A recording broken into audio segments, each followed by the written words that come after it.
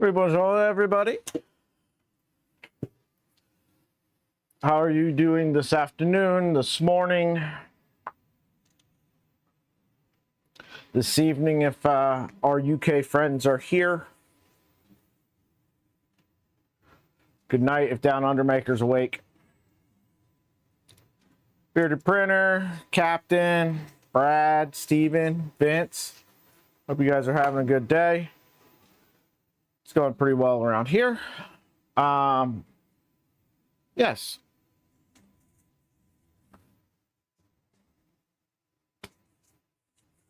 I'm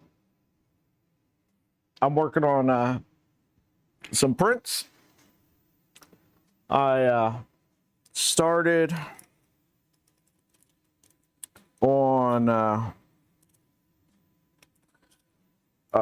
plate of Hue Forge stuff, but I had the purge tower a little bit too far back, so it was a little it was starting to rip the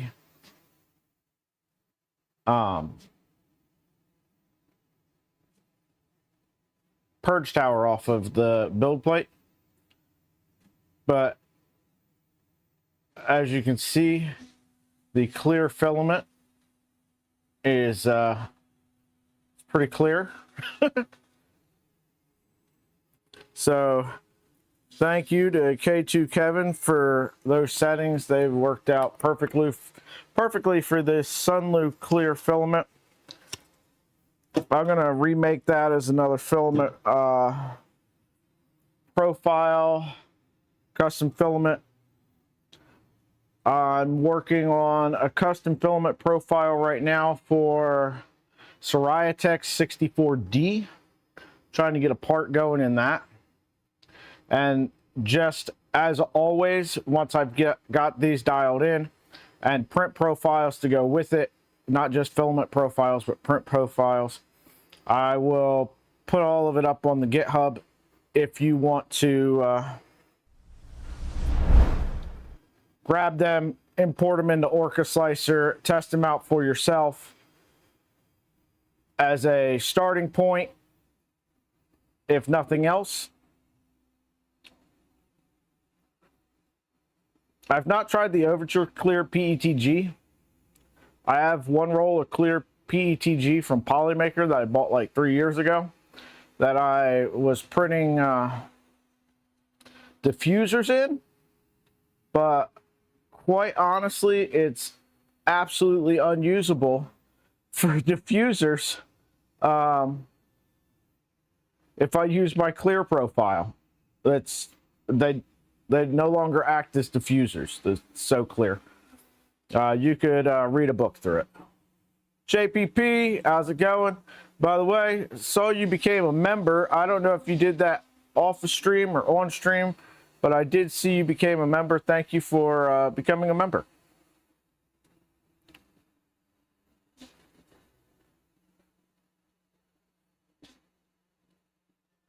We did get the Cartographer in today.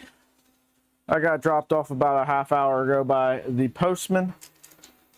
So we're going to work on the Switchwire and get that going, but I was bored, so I figured we'd get this stream started a little bit early. I was out here working on a bunch of crap as it was. So, you know, whatever. Welcome to the crew, Captain. Thank you for becoming a member. I renamed the first level of the memberships to Garage Crew. That'll be significant coming up. Got something planned for that. Finally got the LST parts listed to print for Melissa's. The first parts listed to print for Melissa's Mercury 1 build. Nice. Yeah, right now I've just started the largest multicolor print I've ever done on the Trident. It is a little over 2.5 days. And 900 and some filament swaps, just under 1,000 filament swaps. So wish me luck on that. Clayton, aloha.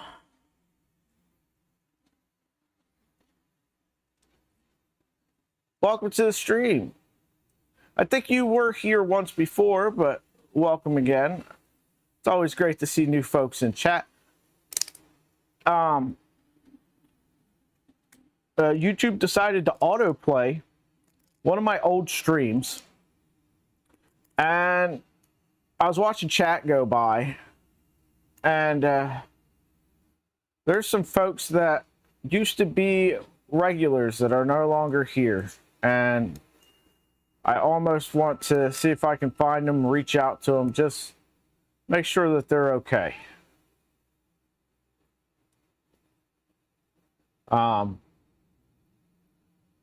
You know, not so much that I'm upset if they've decided that the content wasn't for them or they've moved on in their hobby or whatever. But, you know, when some people were pretty regular at the start of it all, kind of like to make sure, you know, hey, are you still alive and breathing? Spending the day getting all the enders up and running, so they're usable for now. That's the nice thing about the enders. They are pretty easy to work on and repair. We did get a new camera for this view here. Y'all tell me if this looks better than the old camera did for looking at our printer stuff. I hope so. It is a 4K camera instead of the 1080 camera.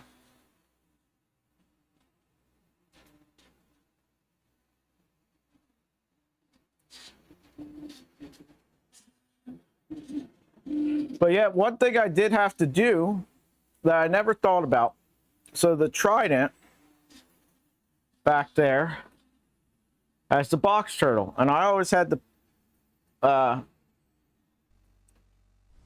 poop and kick macro turned on. Death Cube, how's it going, sir?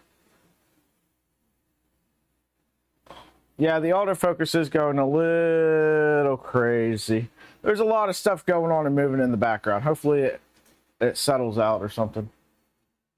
There's not a whole lot of settings for that.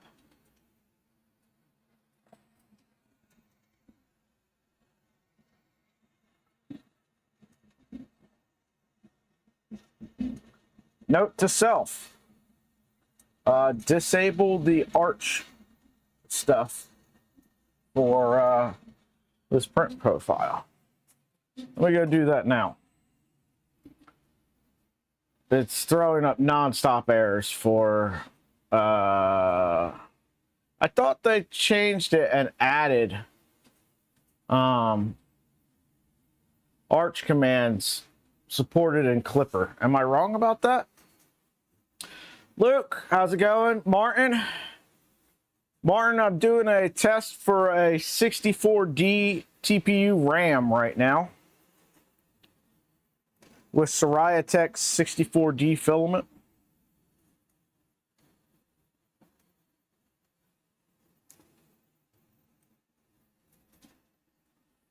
I don't know why, but I always thought SoriaTech was a US company, but I think I was wrong about that.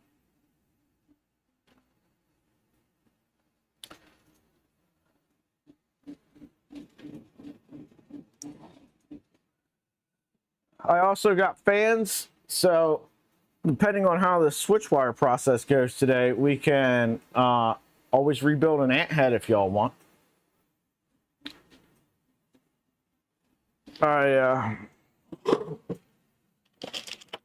Yeah, so here is the camera that got replaced. It's a Logitech C610 or something like that. It's just a 1080p camera.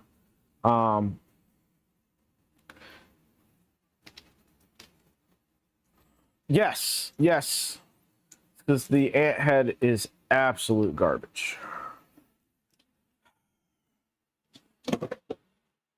I'm sorry, it looks fantastic, but goodness gracious. I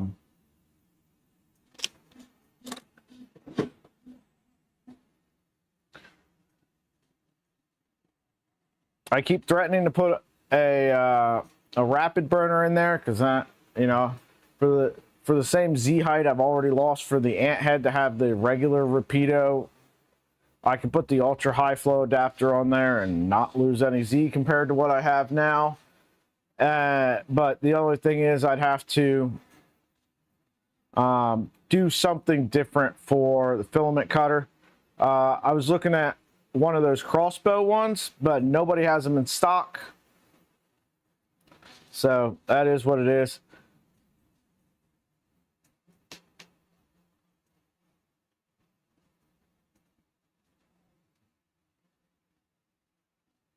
Eddie NG. I don't know that I know what that is, honestly.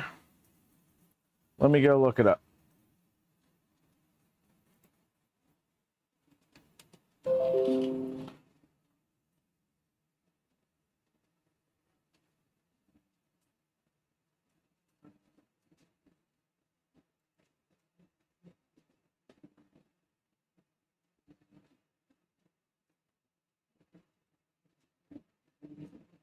Is this for...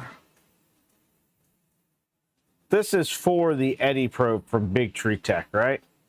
Yeah, we're not doing that. We're doing Cartographer's software.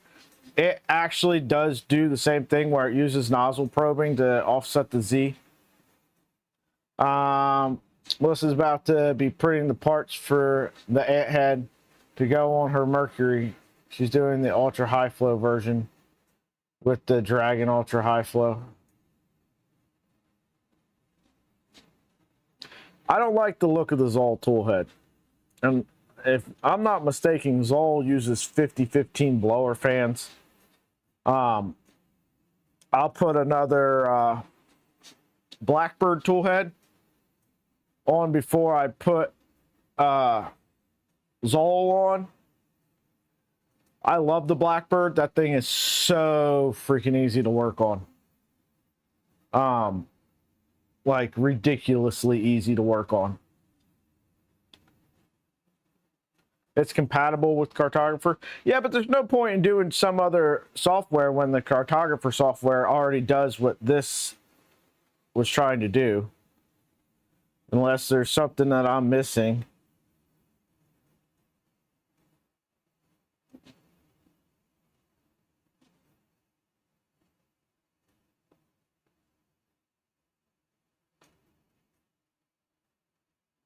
Yeah.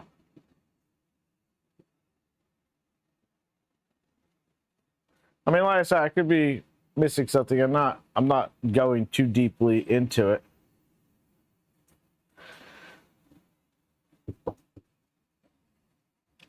Oh, Zoll uses 4010s. Maybe I'm thinking about the wrong tool head then.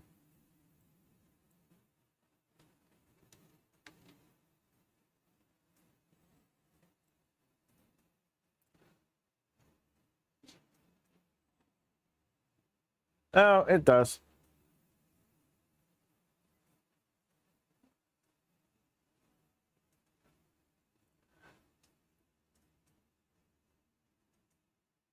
I mean, I think they're both by Armchair Engineering, so yeah, they're both Armchair Engineering.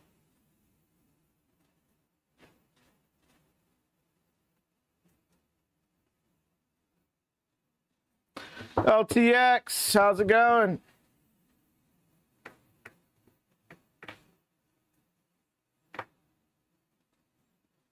Nice.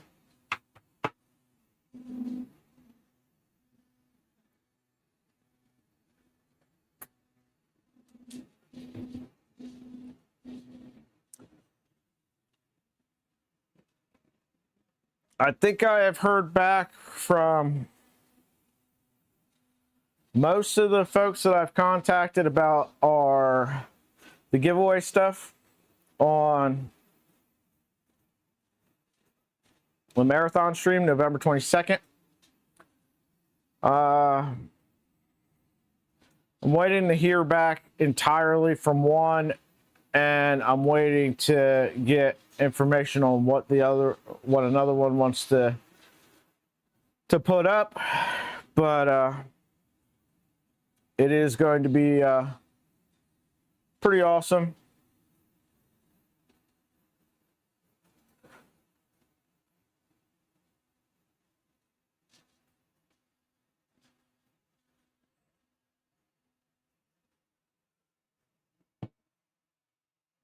Well, I think it's close enough to 1 o'clock now. We can go ahead and start diving into our Cartographer install.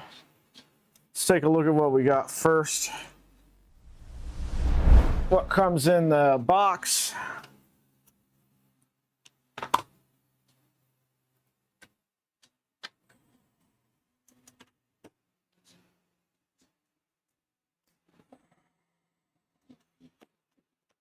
So Cartographer V3, this is the USB one. Survey touch, maybe, there we go. So inside the box, we get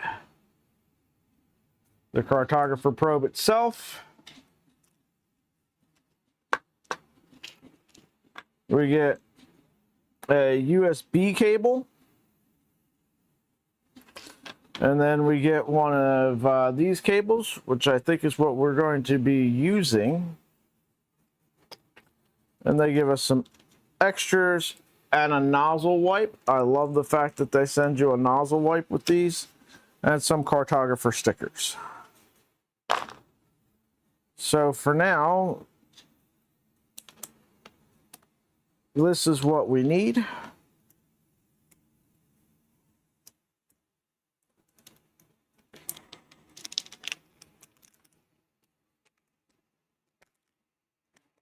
Raj, how's it going?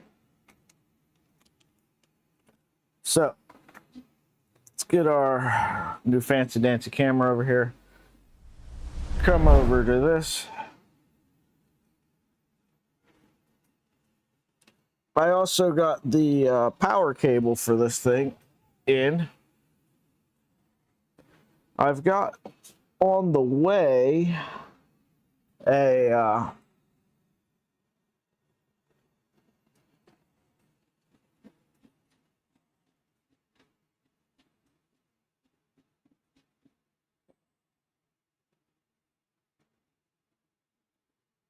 some piano wire.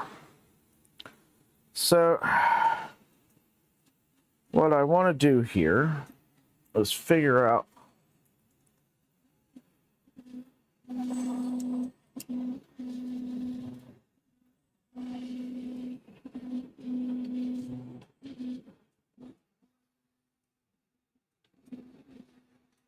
the install and wiring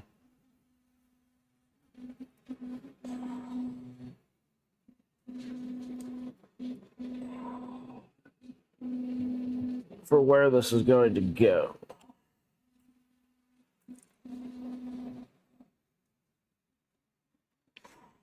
Okay.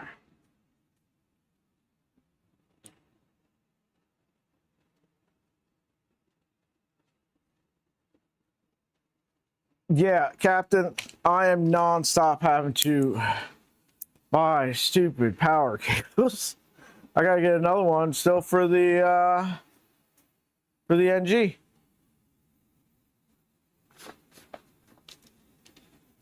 It does come with some little screws. They look like button heads, but they're flatter than button heads.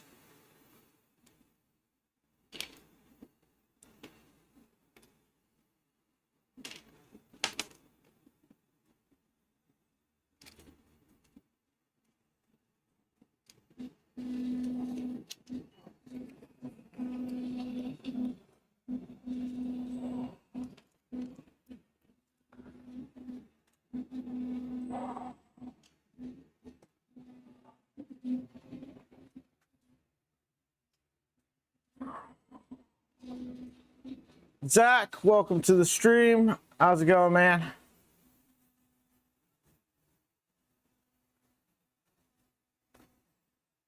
So yeah, these little screws, they're like a halfway between a button head and a flat head, so that this is not going to focus.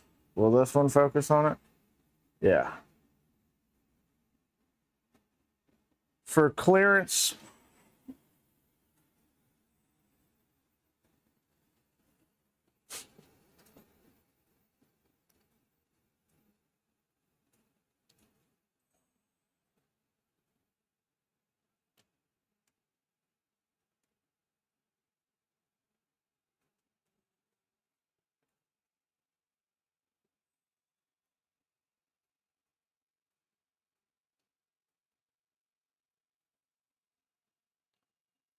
so again, if you have missed it before, the reason why we are able to put an eddy current probe on the Switchwire is because we removed all the bar magnets out of the bottom of this bed and replaced it with a sheet magnet.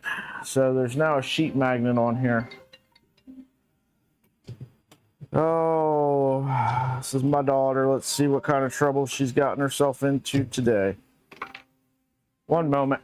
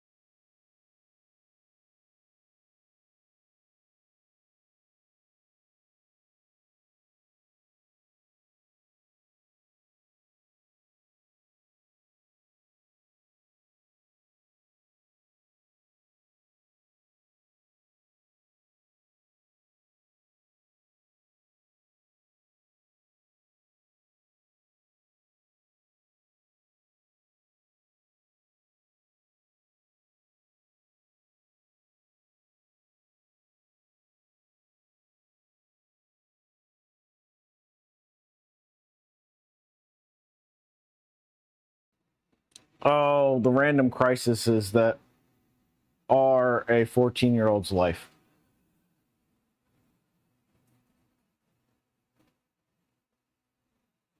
Yeah.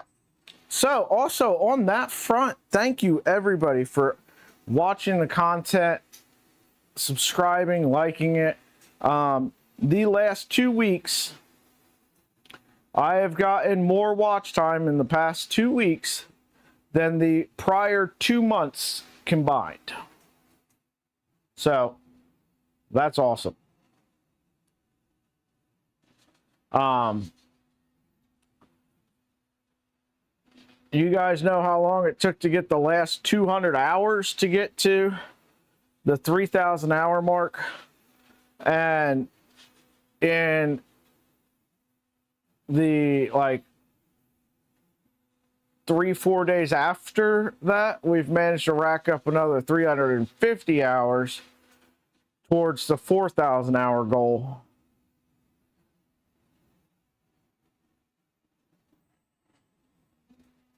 Havoc.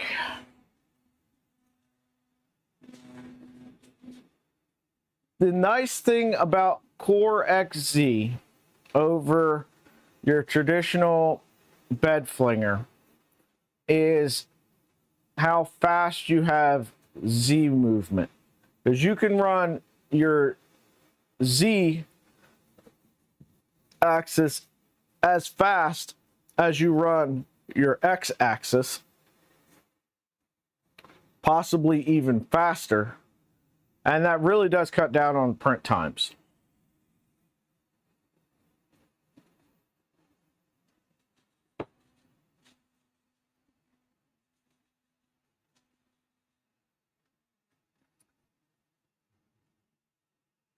All right, now we've got to put this up this way.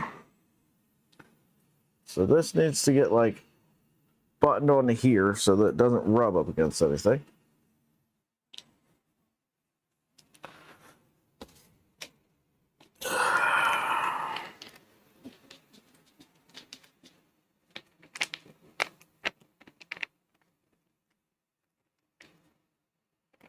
Yes, you are. So your y-axis, you don't gain any advantage on your y-axis. Now, I didn't do it on this one. I can't remember what stepper motor we put on Y on this one. Oh, I think we just put the standard, like, the little one. But what I did for my other Switchwire was I got a big, beefy LDO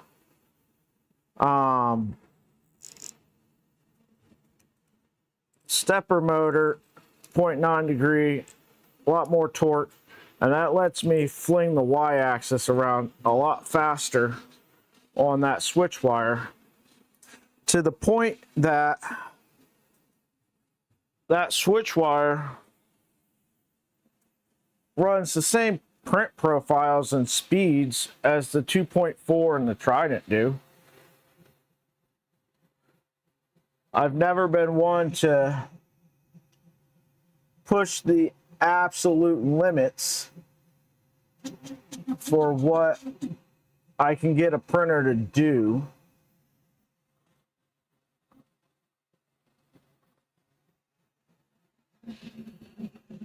Martin, if you're here, I am running 4 magazines on that print to purge into.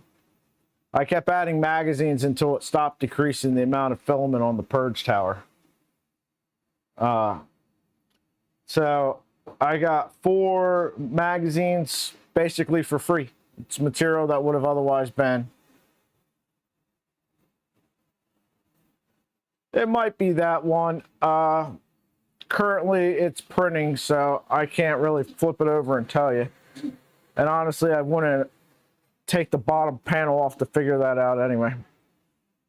I guess I could go back and look at like my West 3D orders and find out, but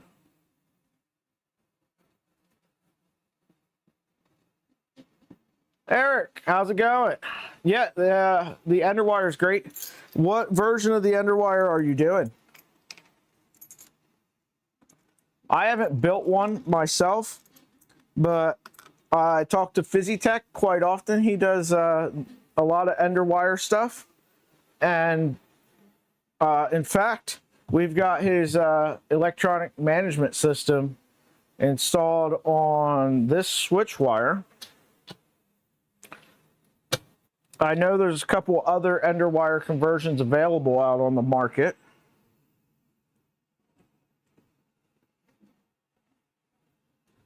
But Fizzy's a great dude, really active in the community, responsible for a lot of stuff that you probably use and don't even know it. Seabore Underwire. I think the Seabore one uses, I'm not mistaken, like the Dark Dog stuff. I'm not 100% sure. I've never, I said I've never done an Underwire, but there's absolutely no reason why it wouldn't make a printer just as good. Arguably, the fact that there's 2 rails on your y-axis, as long as you get those set up right and they're you know, not having issues where it's adding extra resistance and stuff, it'd be more stable than a Switchwire. Now the bed on this one is way more stable than the bed I have over on there. because I've got some West 3D rails on here. Not their Berserker rails, but just their regular rails.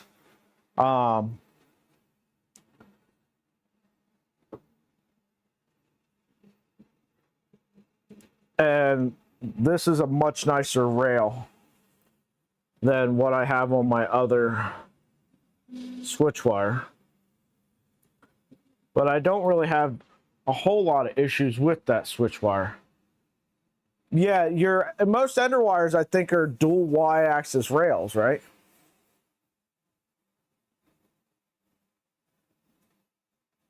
I was going to do an MGN 15 rail because you can make it fit with the carriages, a different carriage option on a Switchwire on the Prusa bed. Steve of Steve Builds had tried it out and said that it was no notable gains that he could find, so we didn't do that. All right, I'm going to make a bin of just multi-material parts.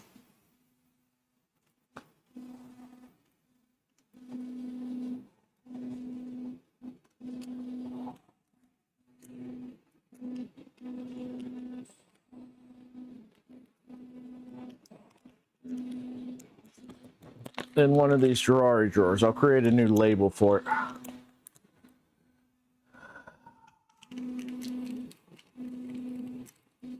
But there's some parts like the nozzle, silicone nozzle brushes and stuff like that that I kind of keep extras of. Yeah, I saw that, Havoc. Havoc, your build's looking awesome.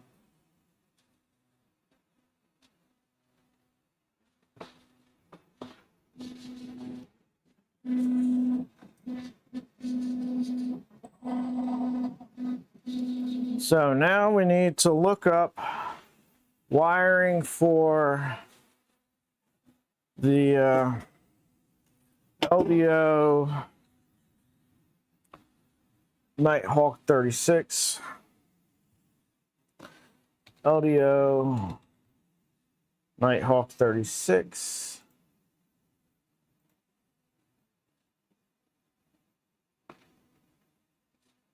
Hardware.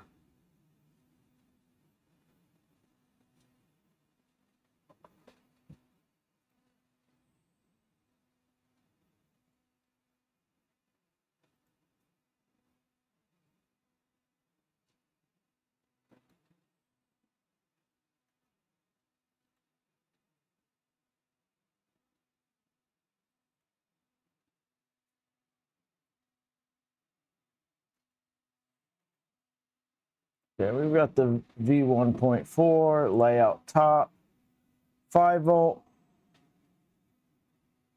Okay, now we need to go over here and go to Cartographer.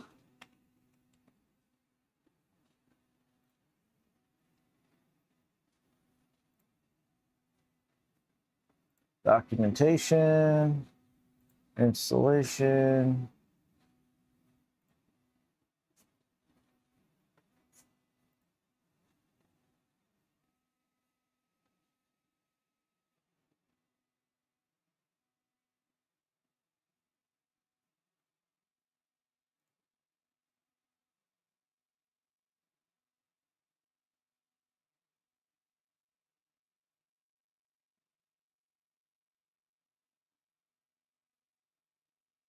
Okay, so data negative is right next to the 5 volt.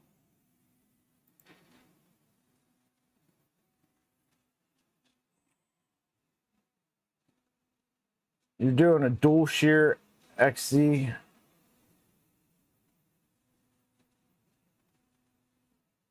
So the Trident that's printing back there, we just replaced the motors on there, we put classified steppers on there, but before that I was running stepper online motors. They're 60 millimeter NEMA 17s, and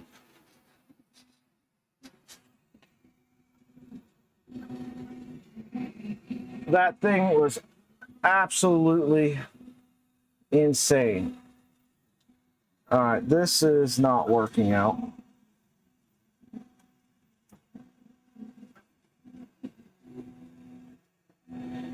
I don't know what happened here,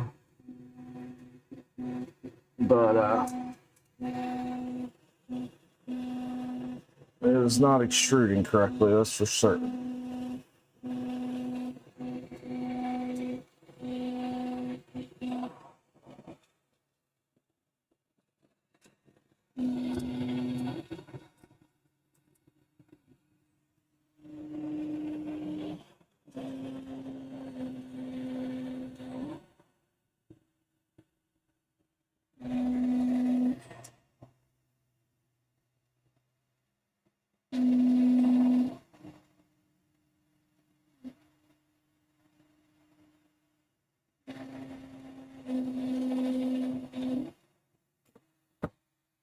Okay. Let me look at this real quick. I think I still have it up. Yeah.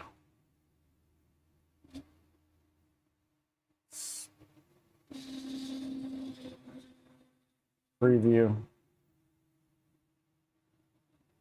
Speed.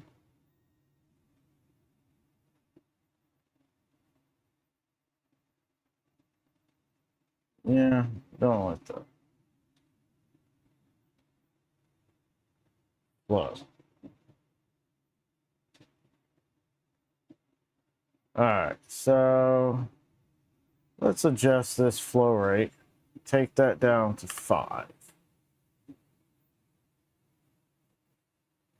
And let's reduce the speeds.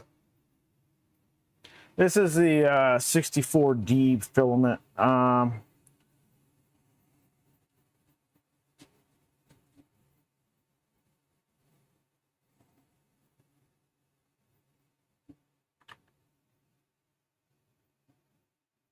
$60, $80.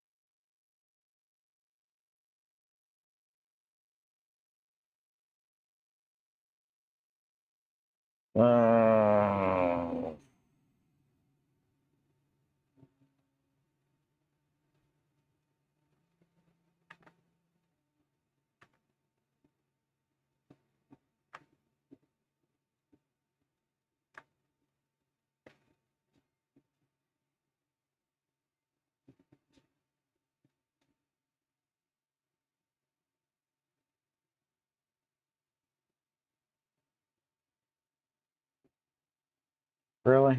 You're gonna freeze on me?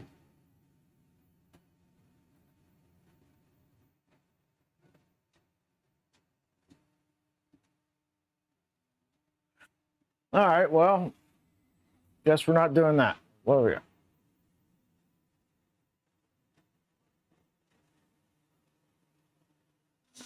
Don't like the rails mounted to the side of the 4040.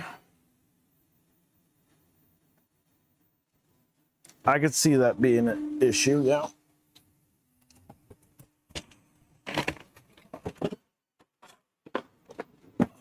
Right. Let's, I'm assuming that there's going to be the correct little board in here. Connector, rather.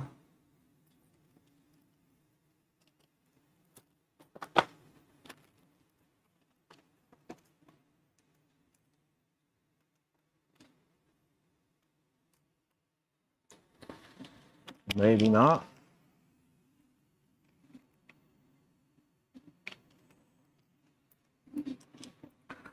All right, let's see if I have the connector for that, because these aren't the right connectors. Oh, here's at least an example of what we're looking for. Let me go see if I have it.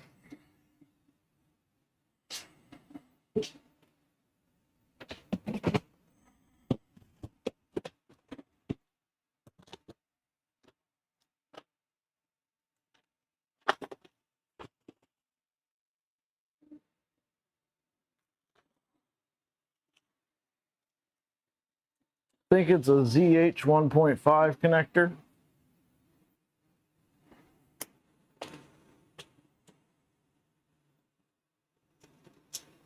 If you like crimping, you're gonna love crimping 1.5 ZHs.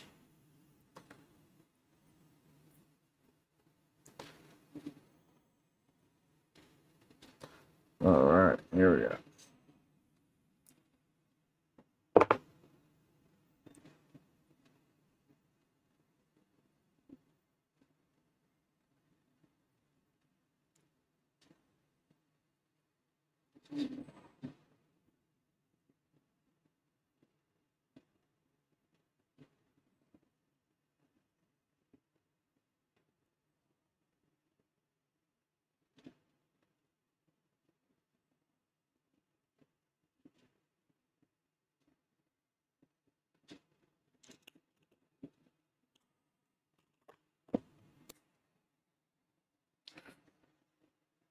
All right, let's set this out of the way for a minute.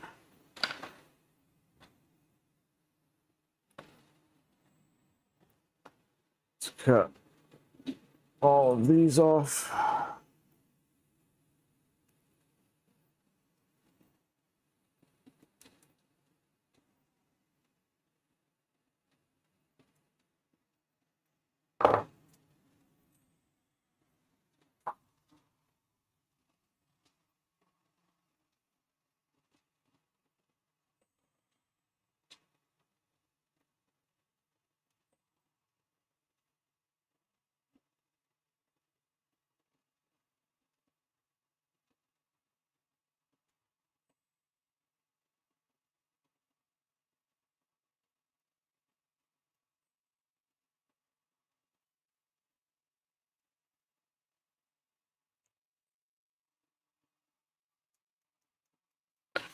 Let me ask you all a question. When you guys move someplace, do you normally take the time to like at least try to introduce yourself to your new neighbors and people in the neighborhood?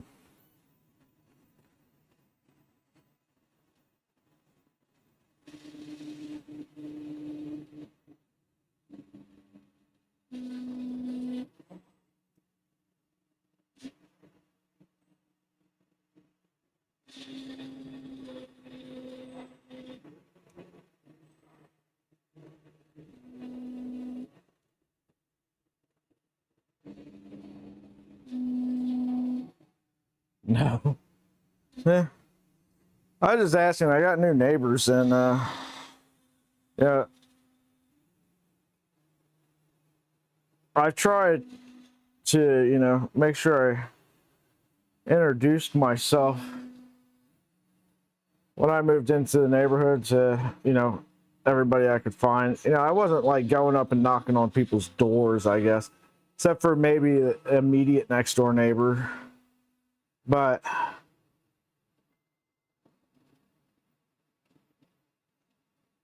I don't know. I tried to, if I saw somebody out, walk over and say hi.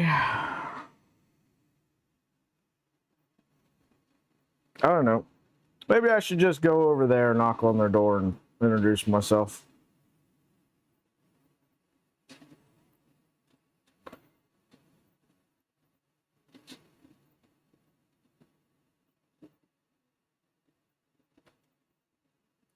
I did it with the last neighbors, walked over, you know, to introduce myself. And lo and behold, it wasn't them. It was a handyman they had hired and was in there just working on stuff. I was like, oh crap, I didn't know. It's like I've just, you know, seen you here every day for a week or two and wanted to come over and, you know, introduce myself. He's like, no, I don't own it. Just handyman doing some work on it before they move in.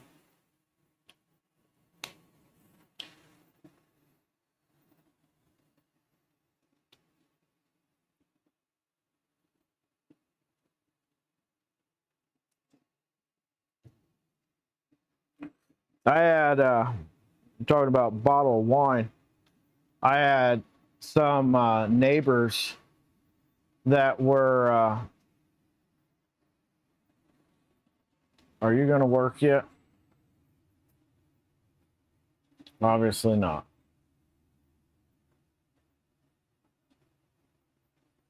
Quit. No.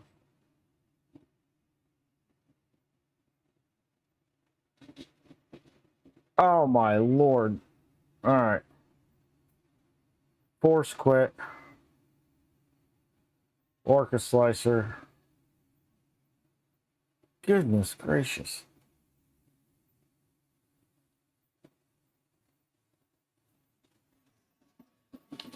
Where did I put that part at? Can I show you guys that part? Did I just throw it away? No, I just threw it away.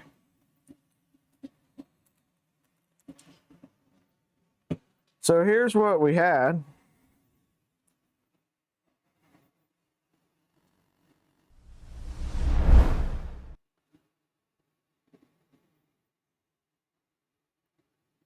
It started out pretty good. Maybe a little under extruded on the first layer, a little. And then it went up and was just a jumbled mess. And then was fine again. And then a jumbled mess and then was fine. So I'm thinking we were just going too fast here. So we're going to dial that way down.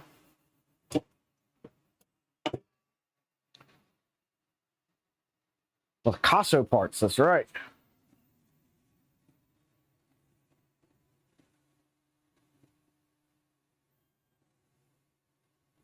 Okay, so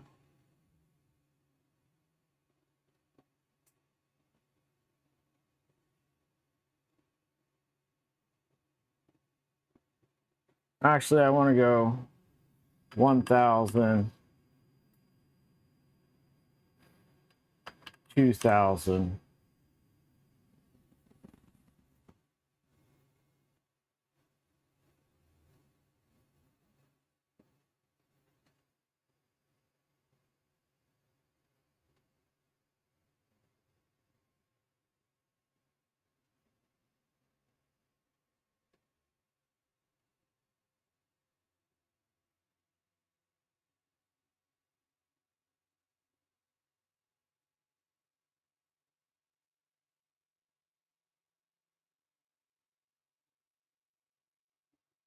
See what that does. There we go. And let's take this to speed.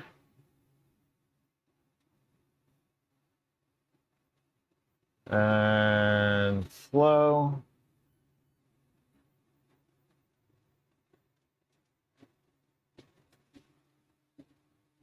Print. Upload and print. Hopefully I can notice that it's starting to print and lower that Z-axis a little bit before it starts. Maybe. What are you doing over there, printer? Oh, cancel. G code files. Let's print this one. Print. All right.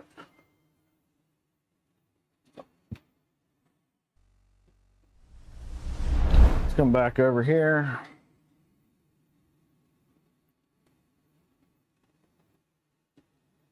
We've got our stuffer doodles. So first up on the list is going to be 5 volts.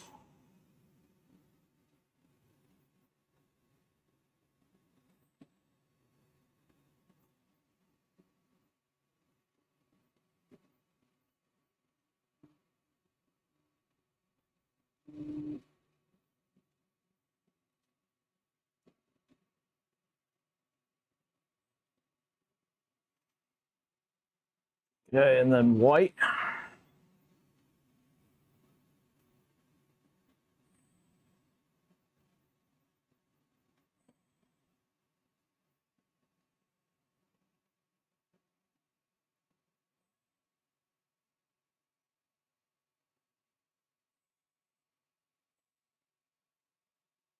Yellow.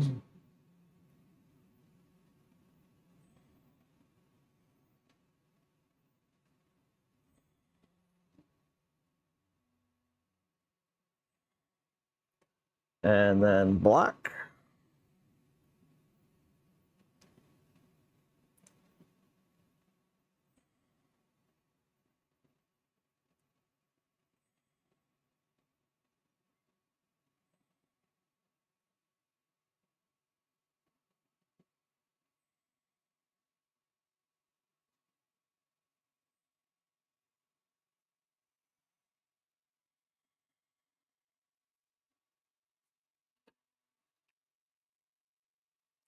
Also, I want to take a minute.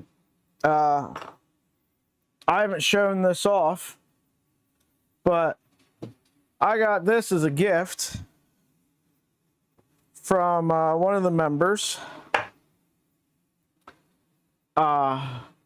New electric screwdriver. So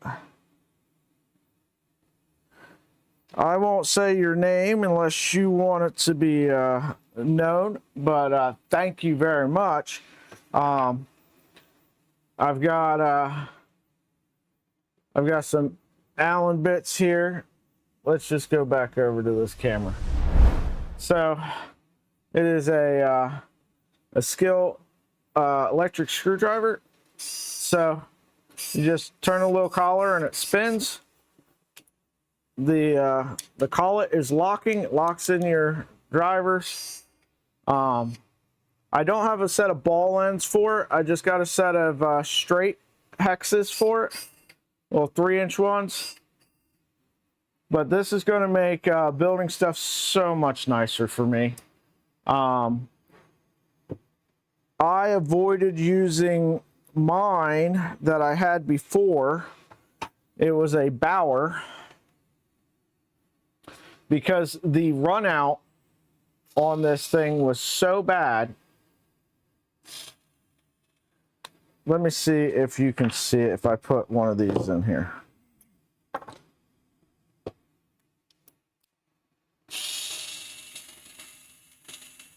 See how much that's wobbling? That's freaking unusable. Now let's see the run out on the skill.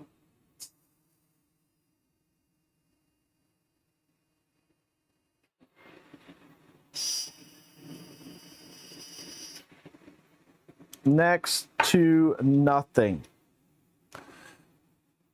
So this is going to make building way easier for me. For those that don't know, I can't feel anything in this finger, and I have, I'd say, maybe 20% sensation in the rest of my hand. And the viewer knew that. Picked this up for me. is awesome. Charges via USB. I'm debating whether or not I want to get a set of like little 3-inch ball end drivers for it or not.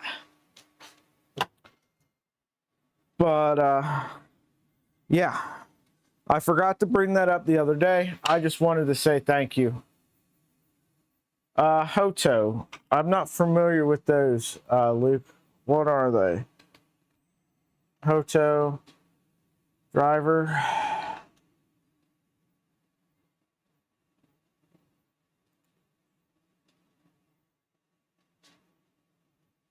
Oh, the little precision ones? Yeah, I don't have a precision one. I'd like to get one.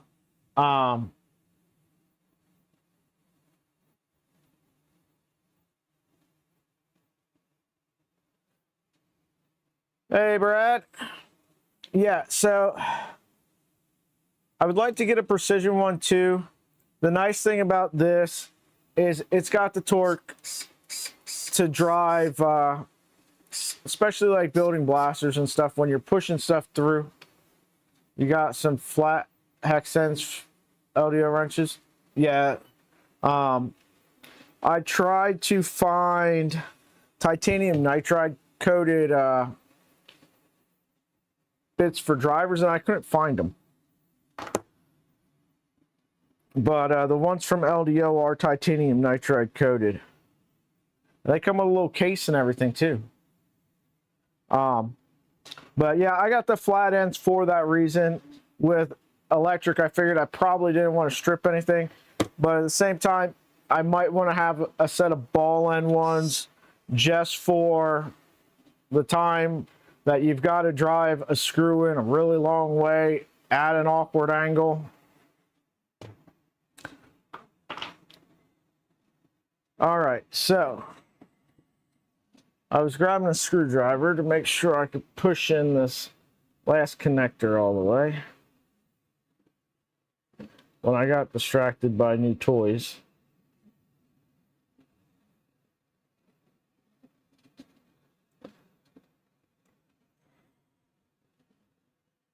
So that is a really nice quality of life thing for me. And I'm extremely appreciative.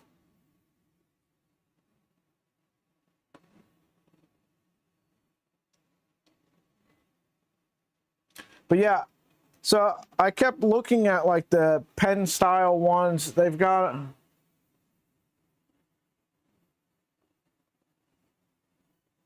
Granger, but bring the lube and something to, yeah. Yeah, Granger, they've got everything you could possibly want, but they definitely charge you for the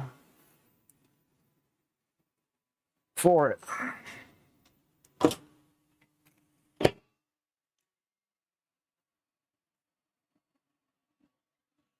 See how our Huforge maker chips are coming along.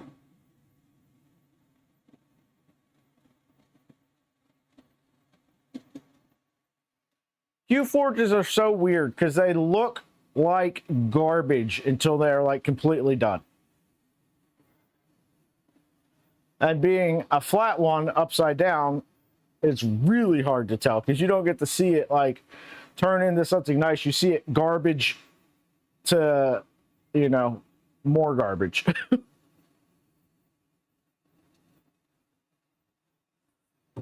Yeah, check it out, Brad. Those that don't know Huforge, I'm pretty sure it's still the case, but Huforge costs $20 for the base thing. It doesn't include flat forge. You can get the huge forge, which will let you split up a Huforge into several plates and like assemble it afterwards, I think. Huge forge is free, but you do have to go in and like buy it for free. But Huforge itself for a just personal license is $20. And last I knew, they were still giving $20 coupons for Polymaker when you bought it. So next time you're going to go buy a roll of Polymaker filament, hop over to Huforge first, buy Huforge, Oh, is it 24 now? It used to be 20. But use that $20 coupon to buy your make your filament with, and then HueForge, Brad says, costs $24, so it's going to cost you $4 for HueForge that way. Yeah, it's a steal. It's a lifetime personal license. And then right now, up until Cyber Monday, I guess, FlatForge is on sale for $15 if you want to get that too. That doesn't come with a Polymaker coupon or anything, but if you're doing anything in this hobby, you always like to have new toys to play with, and HueForge is definitely a cool, fun toy to play with. All right. So we've got everything to where I think it is wired correctly. Now we get to do the always fun and exciting thing of hitting the power button and hope that nothing explodes. Let me just clean up this stuff real quick. Because if you know me, you know I've got OCD and I can't stand it being all over the place. I'll be really excited once I get this up and going, because then I can like put all the little extra doodads into their home and not have things all over the place. Get to mark something off the list.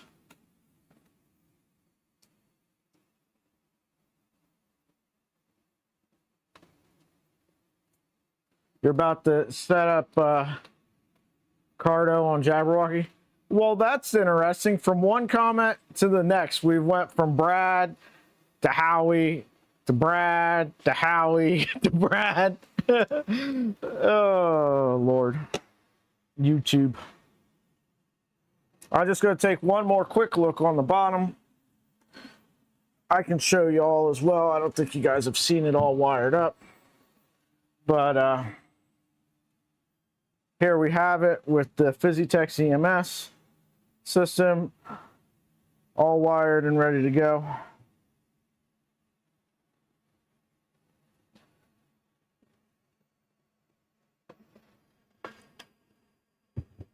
So we'll hit power and hope for no smoke.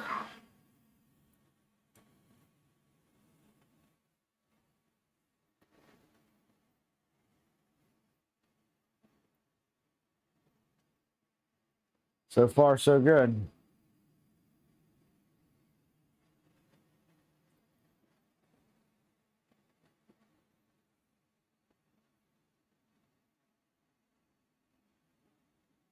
I don't have anything on the screen. I don't know if this screen works or not. I picked this up.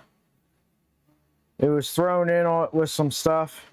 The corners of it are cracked. Guy said that it worked. Can't remember if I paid any extra for it or not. But I've not fired it up to tell you whether or not the screen does work or not. Yeah, you do have to run an install script.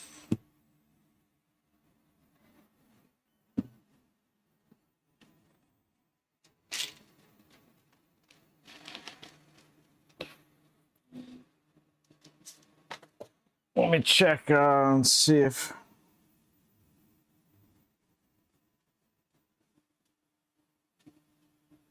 it is showing up on the network. Because I can't remember what I told it to set this thing up as.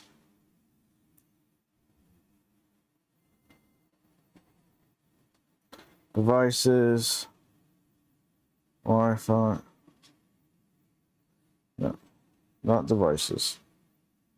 Not like unified devices. I want devices. Switchwire 2.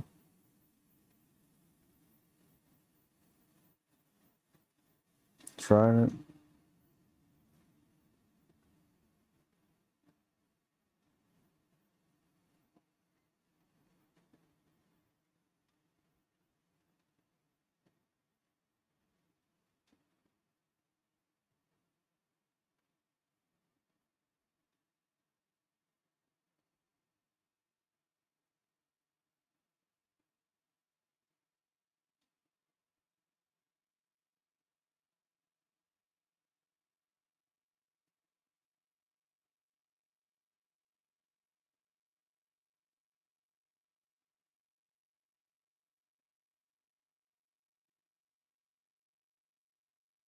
I've got no new devices.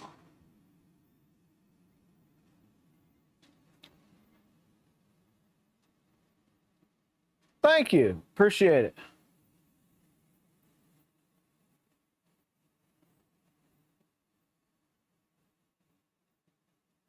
You don't have to unplug anything.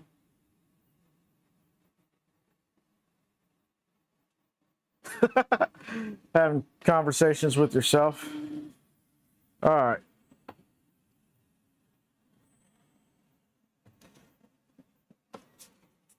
Pi is showing power, but no connection.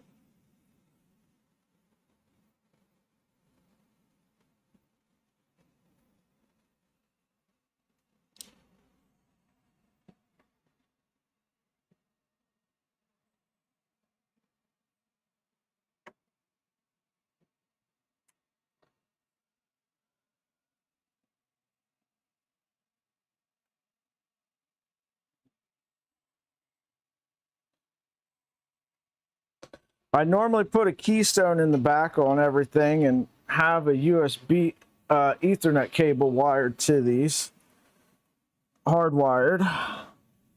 But I am out of keystone jack, so I didn't do that. It is something on the to-do list, though, because I like all my printers to be hardwired. All right, now it's plugged into the switch I've got over here on the bench, so we should get something.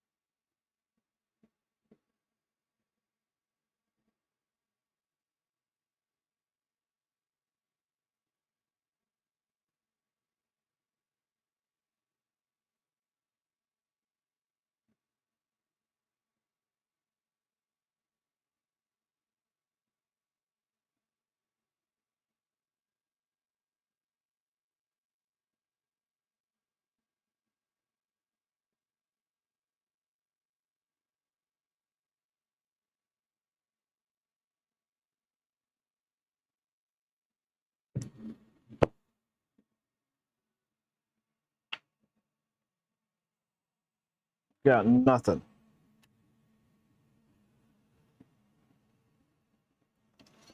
Huh.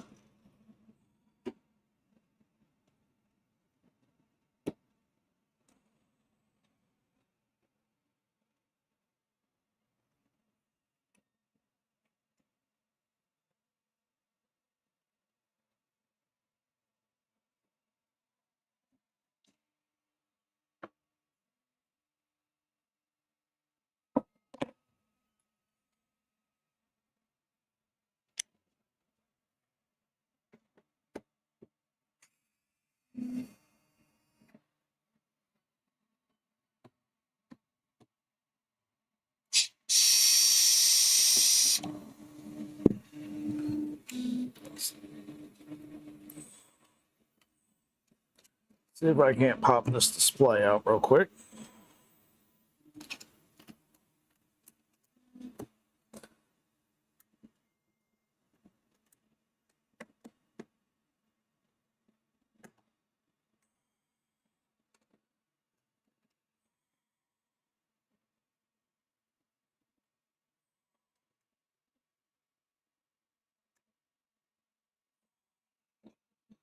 Because if I can get something to show up on this, maybe I can get some hints for what's the matter.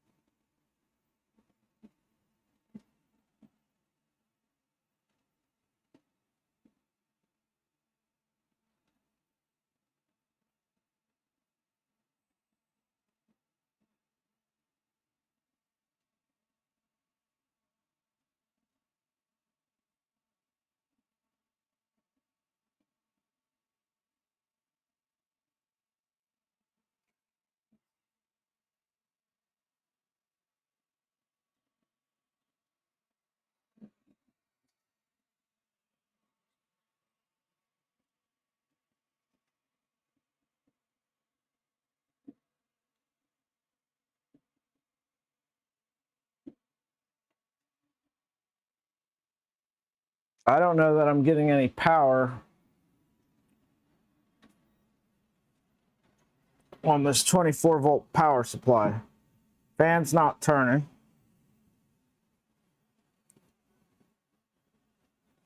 The little LED indicator's not on.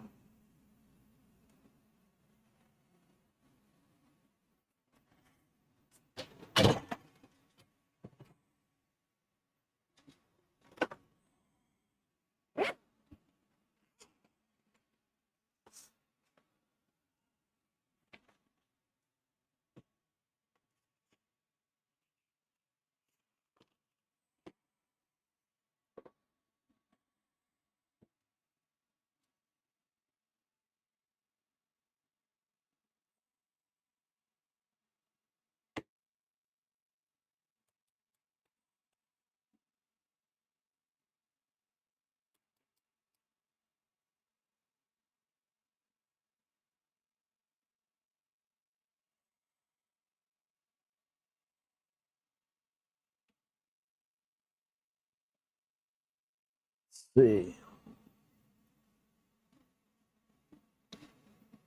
Voltage negative to voltage positive. I've got nothing.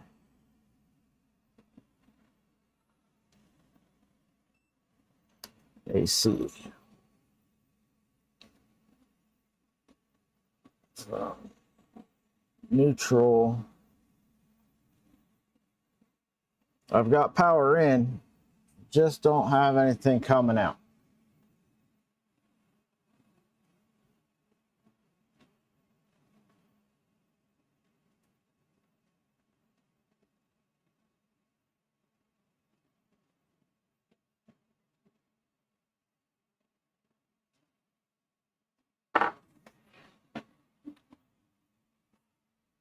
Kegel, how's it going?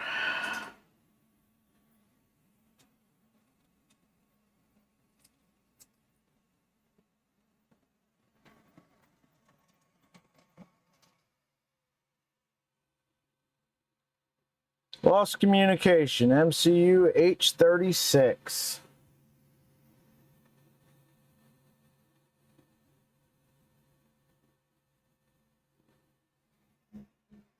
The Trident shut off.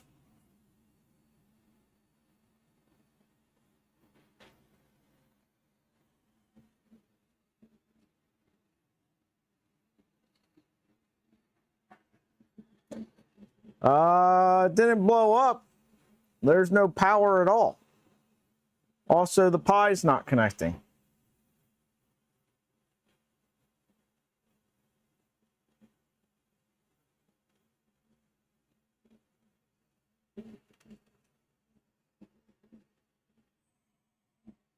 The Pi has power though, because that's coming off the 5-volt power supply.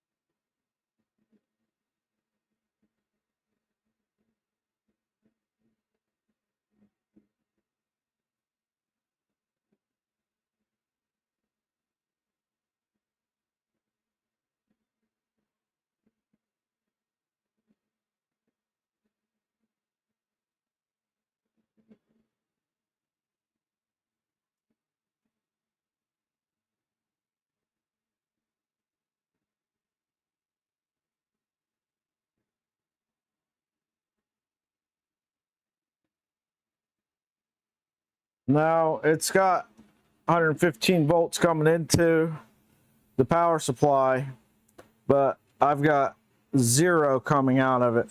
I don't even have the LED indicator on, and it's not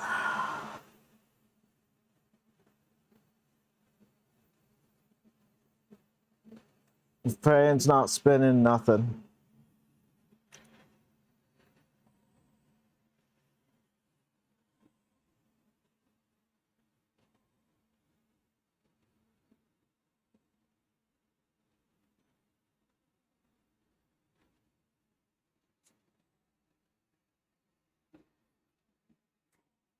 I bought this power supply brand new too.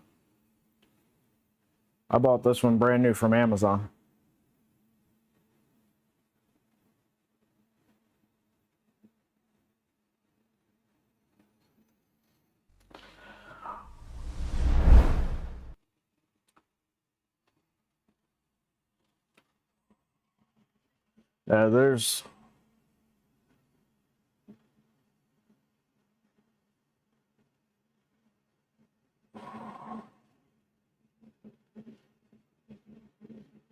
There's nothing to short there.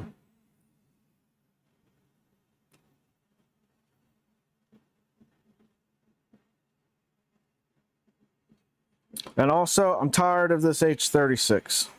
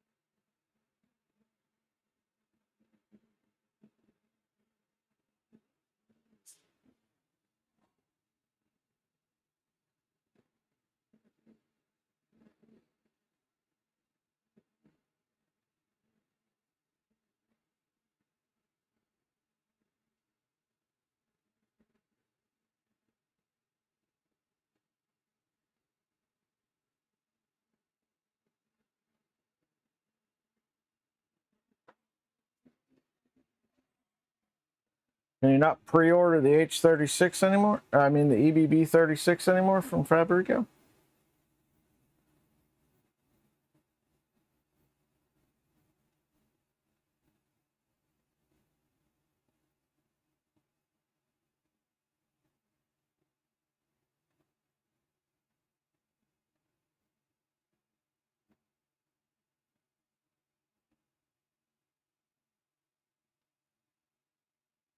Take the tube out.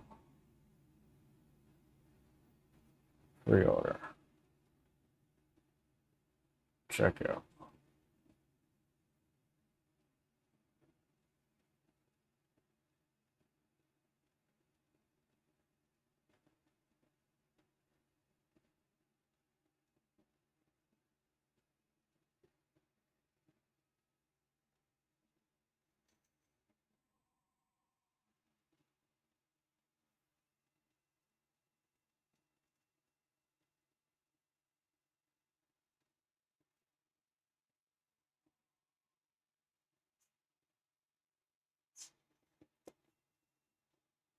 Don't really have the funds to do this, but I also need this printer to work.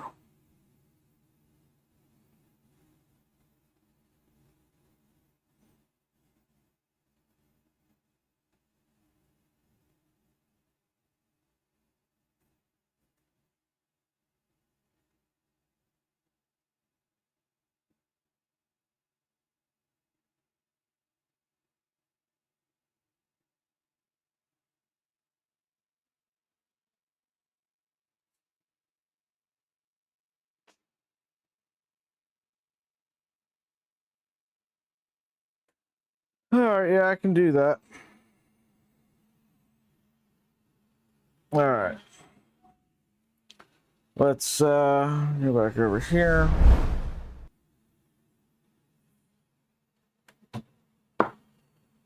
Let's unplug that for a second.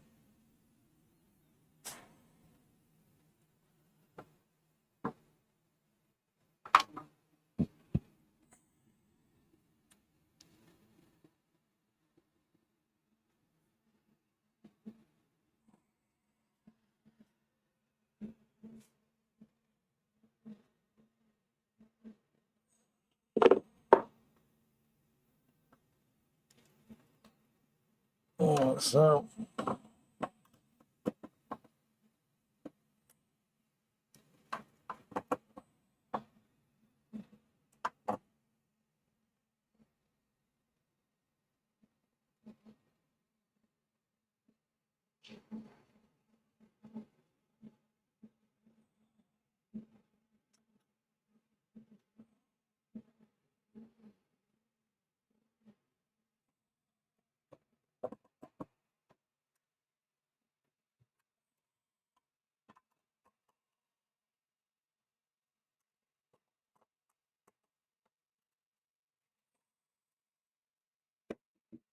that is everything unplugged from the 24-volt side of the power supply.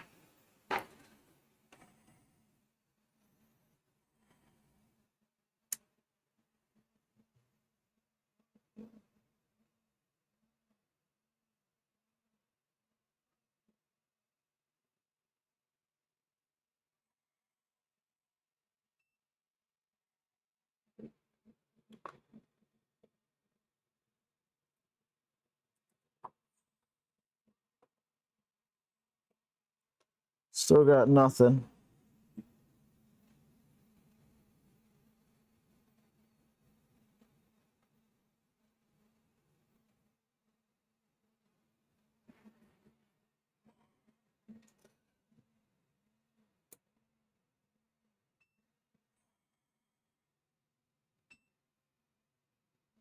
Not temperature.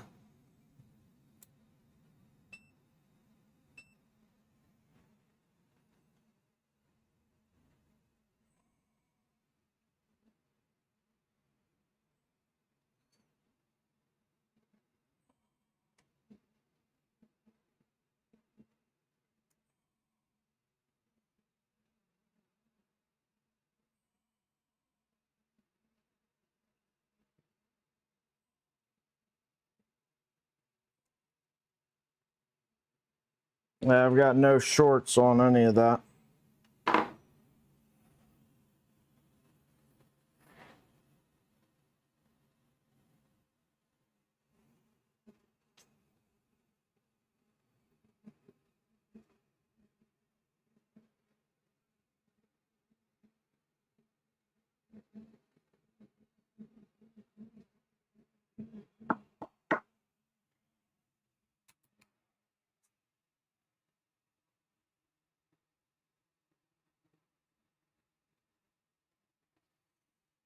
Yeah. Like I said, though, I've checked. We've got power coming in. Is right now function.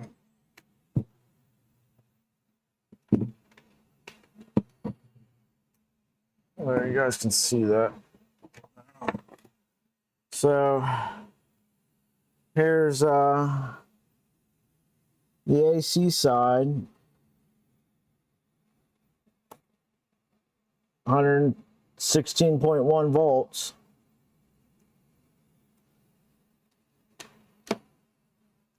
So we've got power coming in. 5-volt power supply is running fine.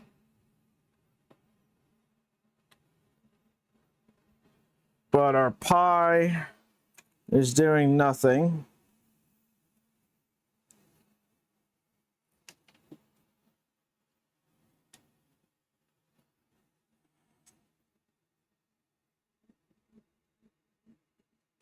Neither is our screen.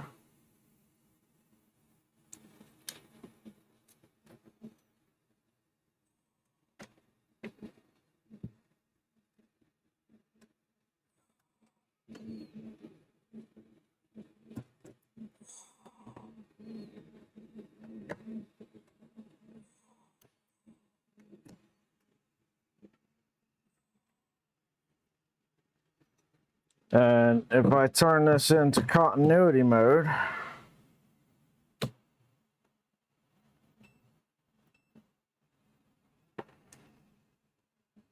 there's our 24-volt.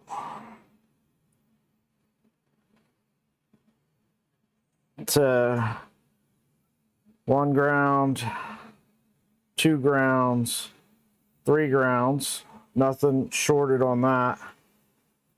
The other DC positive to ground, ground, and ground. None of the DC side is shorted.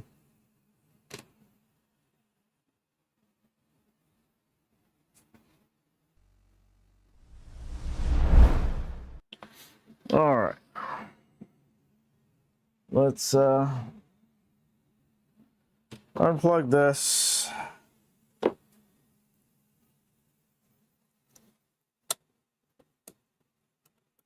Put these back up.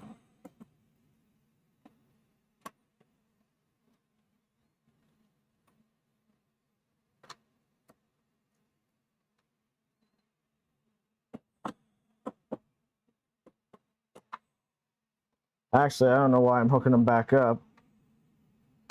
The power supply clearly needs to be replaced. But just for my sanity, until I get another power supply,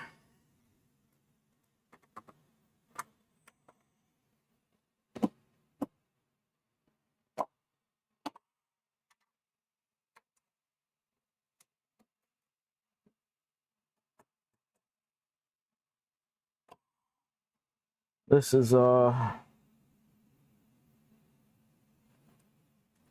getting hooked back up so I know where everything goes.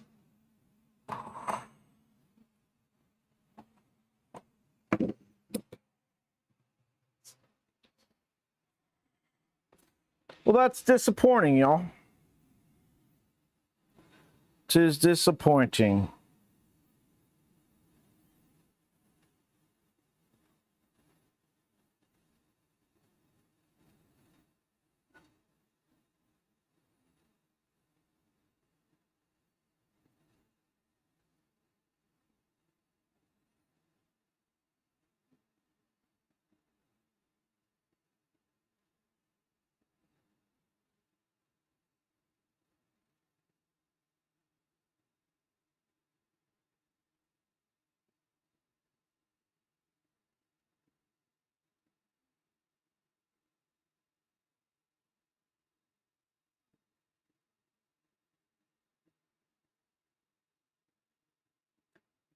But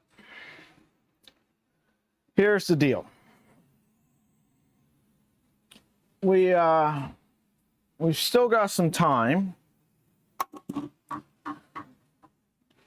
So I'm going to pick all this stuff up.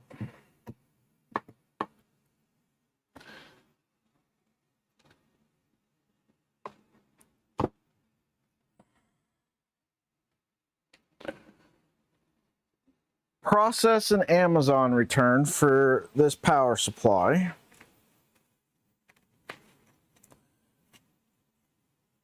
I ordered another one, and then I'll get the money back when this one goes back to Kohl's, probably later today.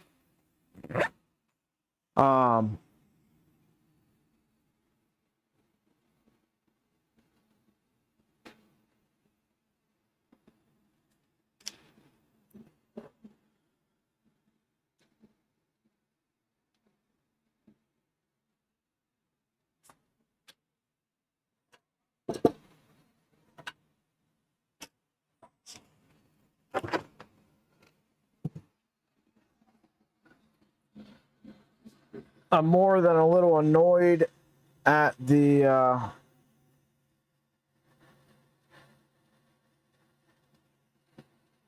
H36 tool head board.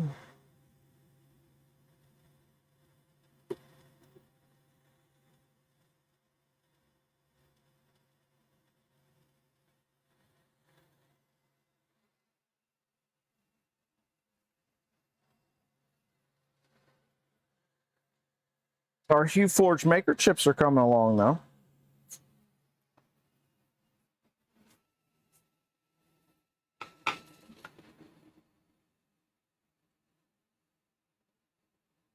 I haven't got the Nighthawk to work. The only Nighthawk have is well,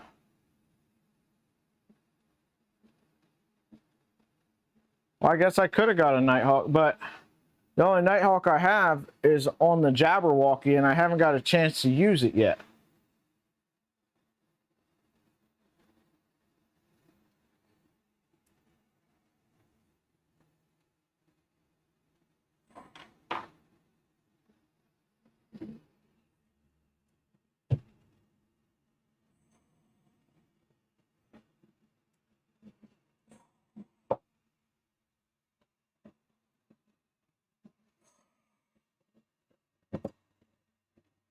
So it's kind of hard to judge that one way or the other.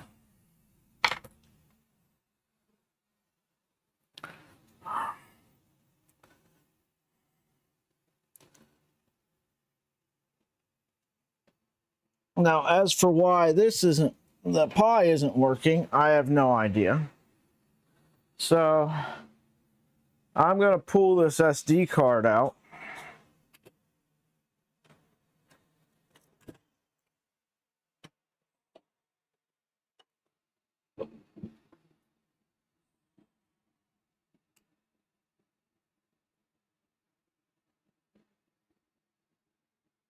So the Trident, I replaced a EBB 36 that got damaged, and I needed something that was USB.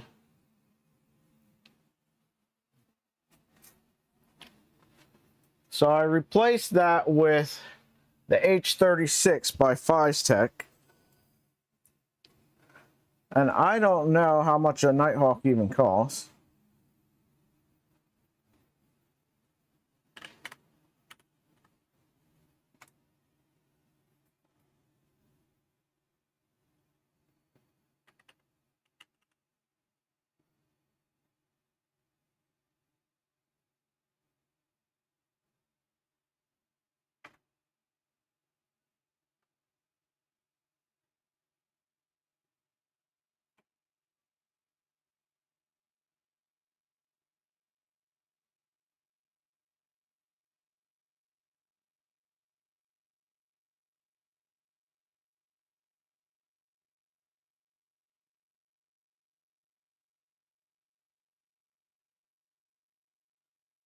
They're sold out of them and it costs more. So, I don't know.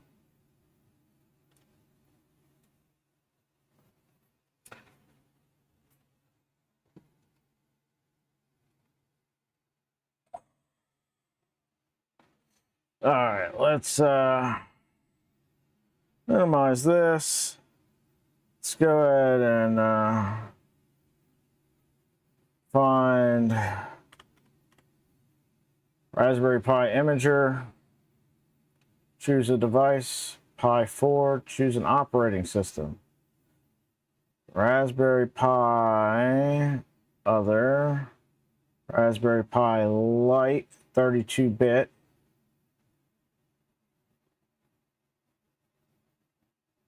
Next. Edit settings. We're going to call this Switchwire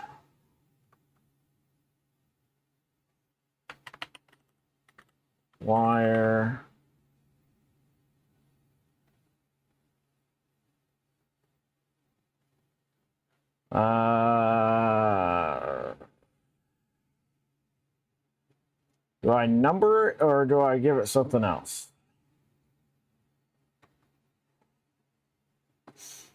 Need a name for this thing. What should we name this?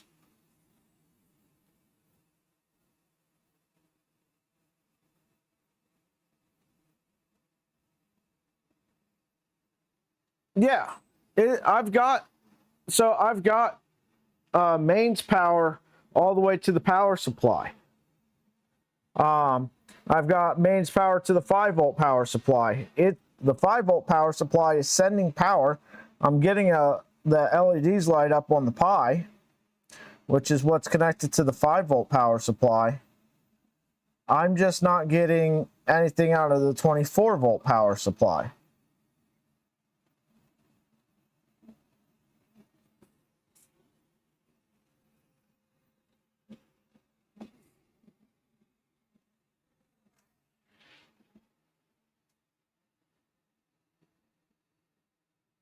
Call it daddy. Dan, how's it going?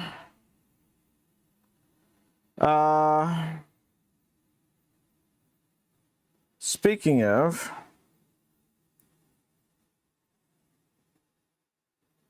all inboxes.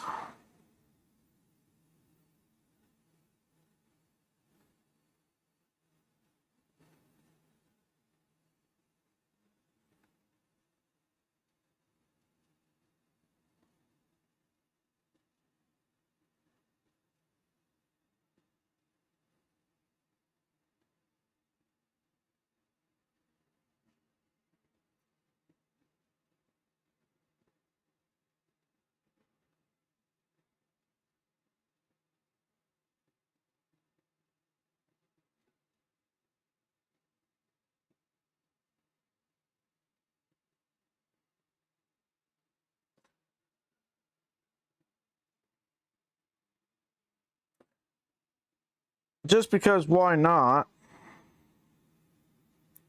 I did send an email over to Prusa and Bamboo Labs to see if they were interested in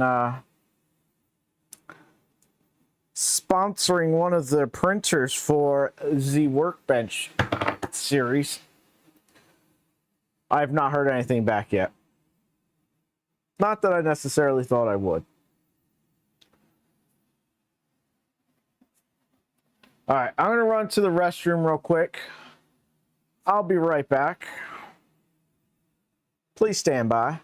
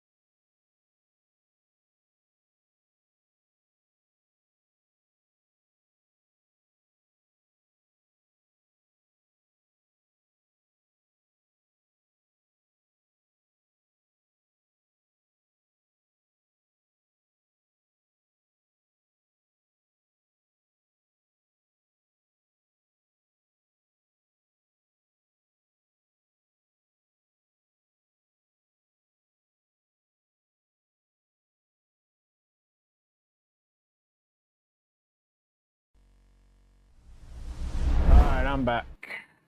Here we go. Yeah.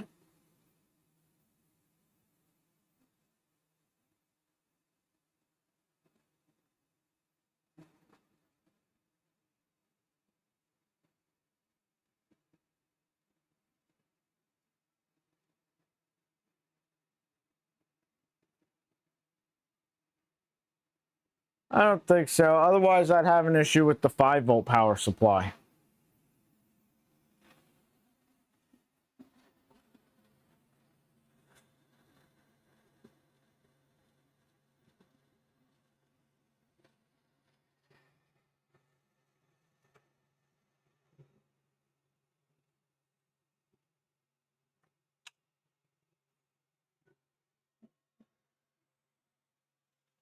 All right, we're going to name this black switchwire.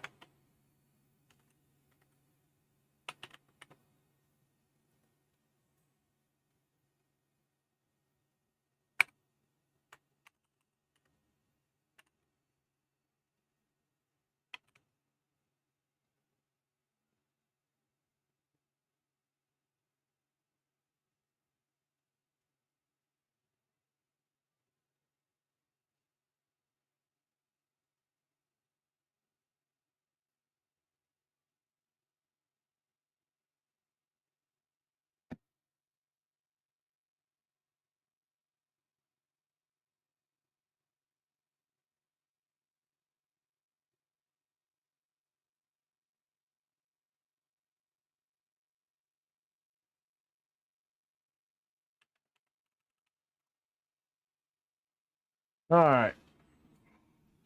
I'm reflashing the SD card for this with just plain Raspberry Pi OS.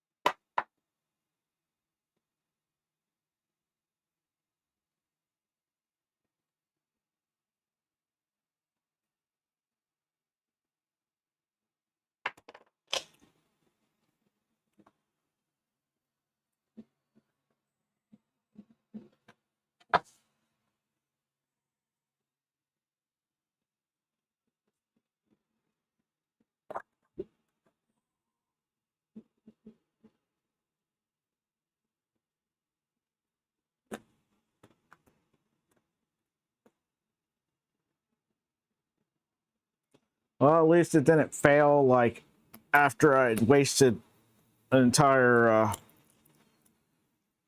spool of filament on this thing.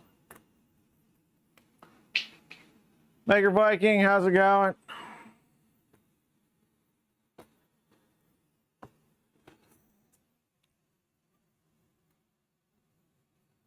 We're having a rough day over here.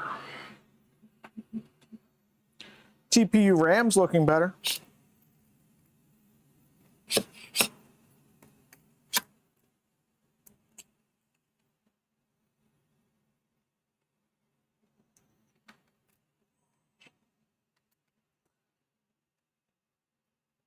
I'm not sure, but I think these parts might be no, I don't think they were done either, but they were at least close.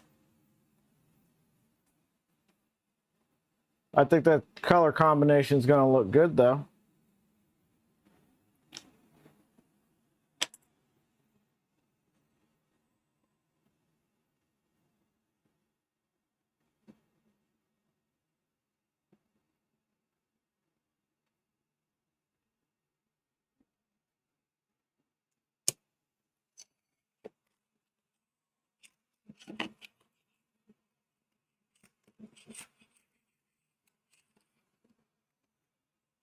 Tell you what, it's annoying, stupid things like this that are the reason why, like I sent a message over to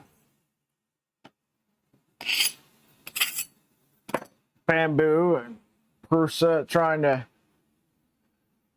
just get a printer that I can reliably count on to just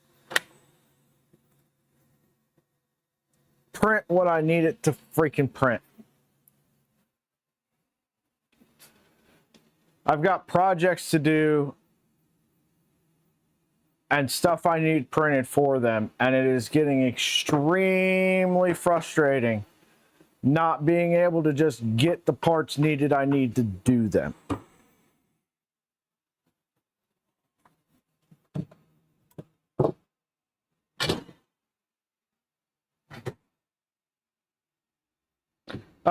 Yeah, power supply is no good. Brand new power supply.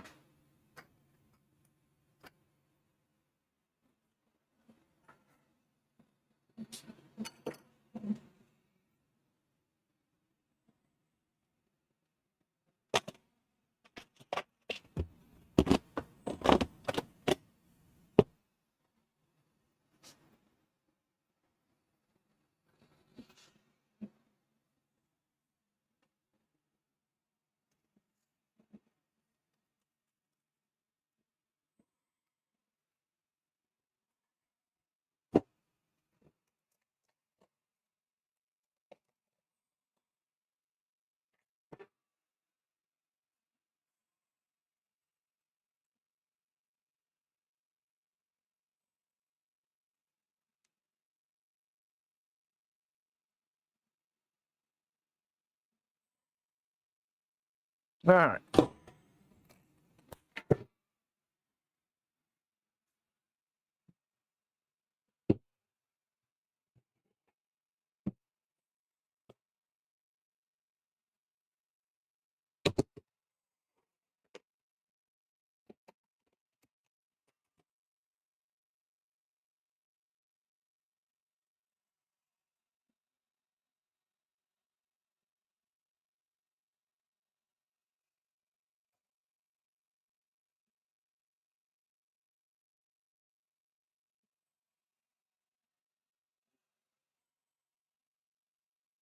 Our new faceplate for the Micron.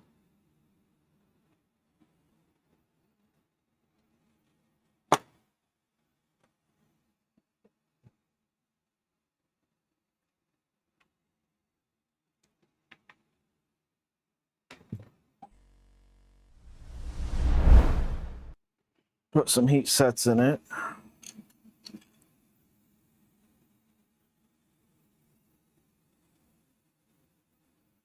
Yeah, I mean, stuff happens.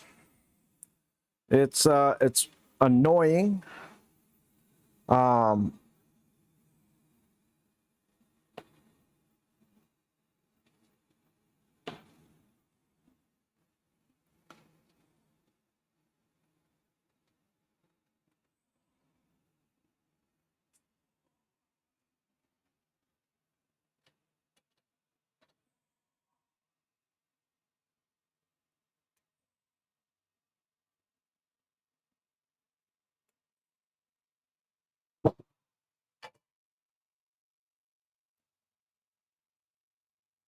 But it is what it is, I guess.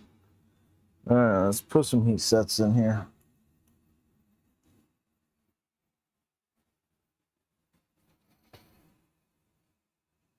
So, probably avoid the H36 tool head board.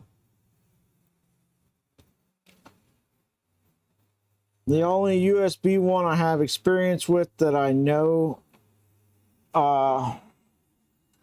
I haven't had any issues with so far, knock on wood, is the LDO O2S toolhead board for the orbiter extruder.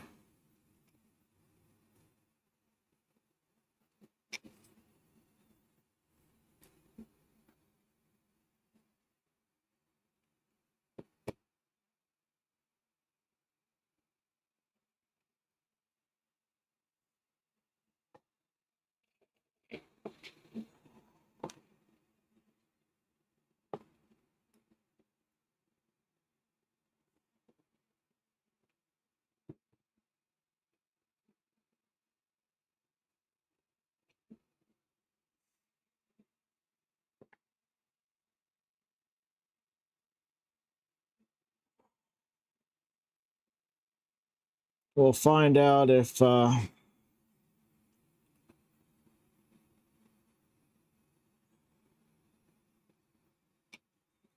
Under Maker is right about the BTT EBB 36 Gen 2s.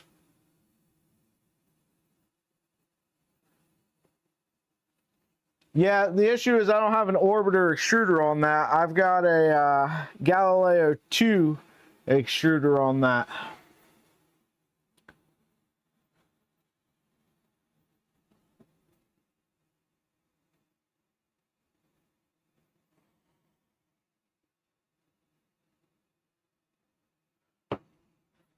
And the EBB 36 Gen 2 right now on Fabrico for pre-order is like $11 cheaper than a Nighthawk and significantly cheaper than the H36 was. I think I paid $50 for that thing.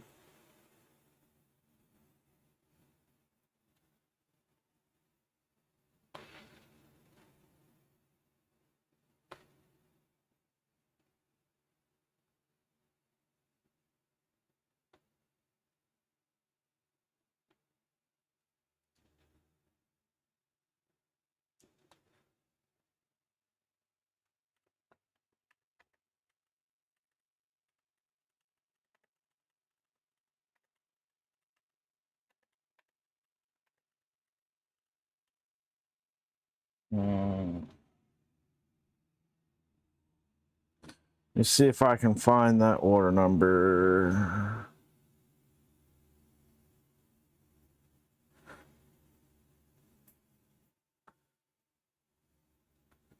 Past orders. That's September. It's August. Here we are, July.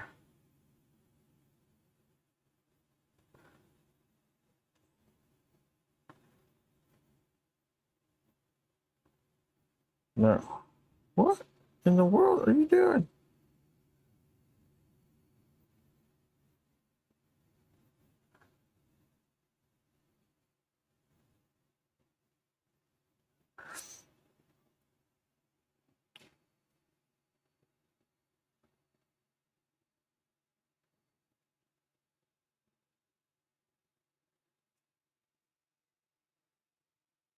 All right.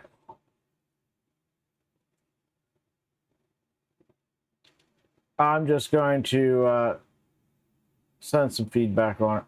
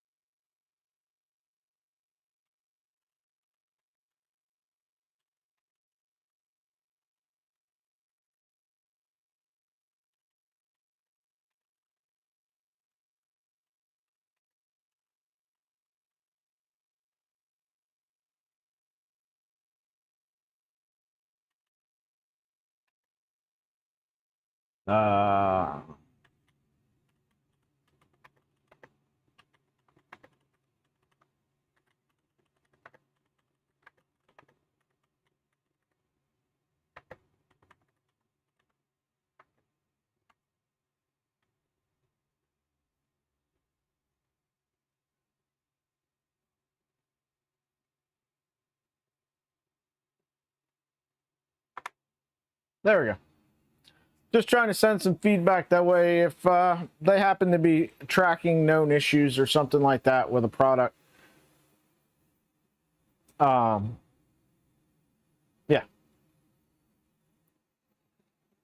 Just nice to know. All right, let's see what happens. Now I flashed Raspberry Pi OS onto this. Turn off the heat set press. There we go.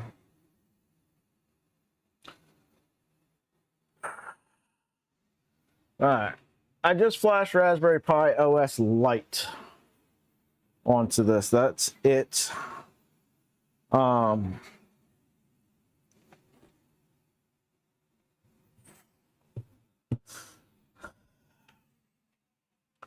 I am going to do my darndest to try to install this thing, because it is hard to get to. I really wish... It seems like no matter what I am putting a Raspberry Pi into, it is a pain in the butt to get to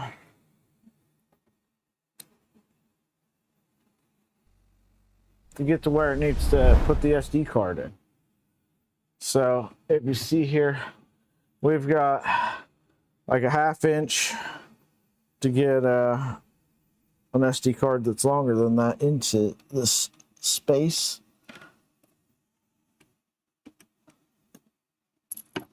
And we dropped it.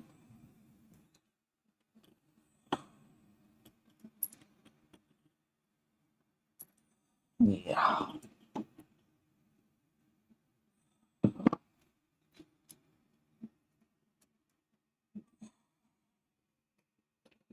Gonna unplug everything from it.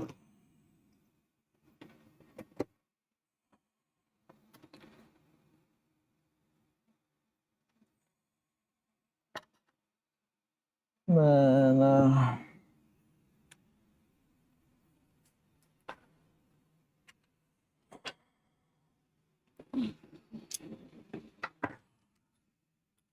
Brad, thank you and appreciate it.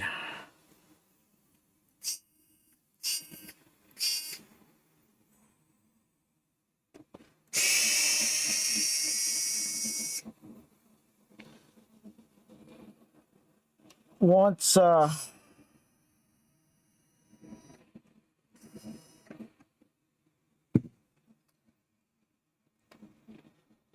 we get to the point that YouTube pays me out for stuff, we are going to take all those funds, add them to the $70 that Raj and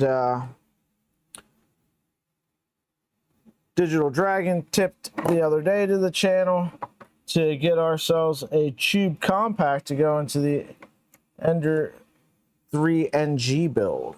So that'll be fun and exciting.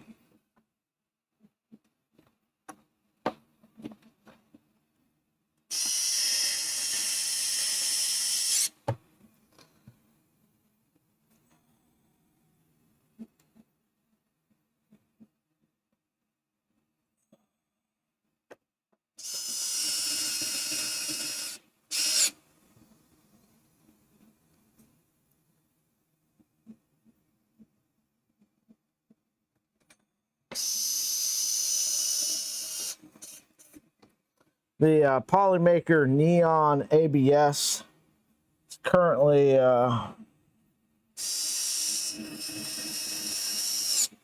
discount. So I did pick up another roll of the Neon Magenta ABS for the NG. That way we'll be able to print other stuff. If I can get like the auxiliary cooling fans, are gonna I'll be able to print ducts for it. And when I get the tube, we'll be able to print them out for that. So that'll be good. All right, now nothing's plugged into this.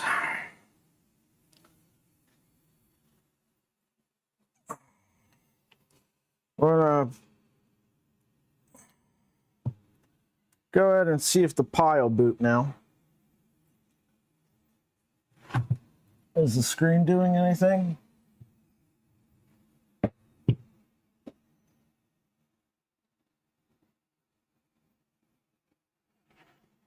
Screen seems to not be doing anything. I am getting a blinking green light now, though, on the Pi. So that's progress, I guess. We've got the blinking green light down there.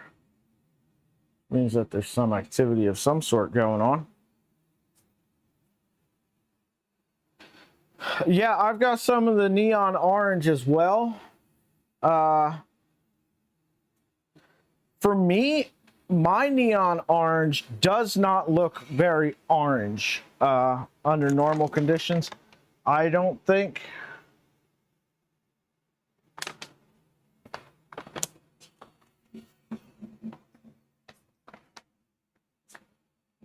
It looks more red to me. Especially when it's printed. Yeah. I mean, it is orange, but under neon light, it is absolutely orange. Let's see, what do we got for devices now?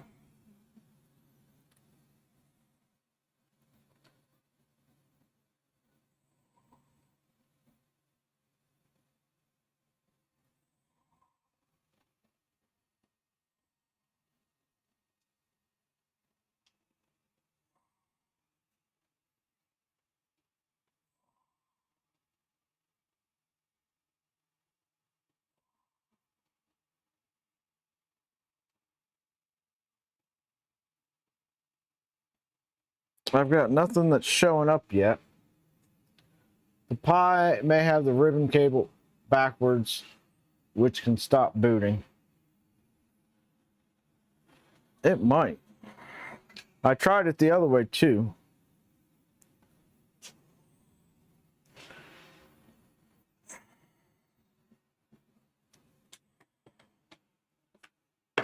I might need to switch to a different ribbon cable.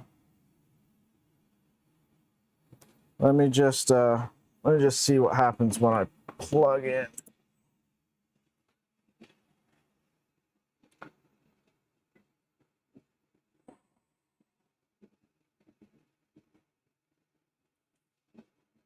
Go over here to wired.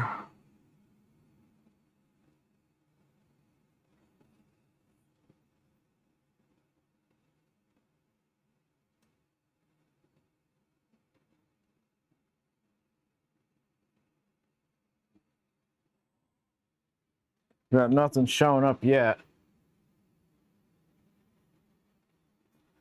Yeah.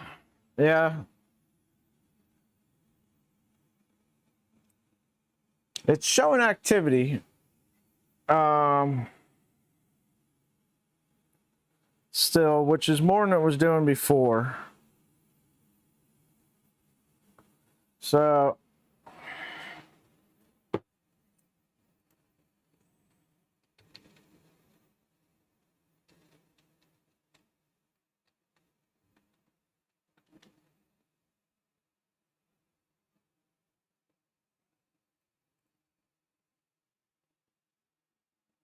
still got nothing. All right.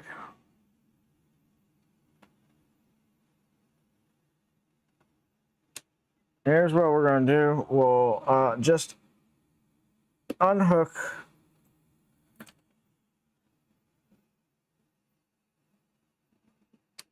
and see what we get now.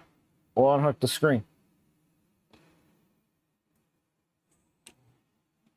Nothing I can do about the power supply today, but it'd be nice if I at least got past the issue of why the Pi is not booting up.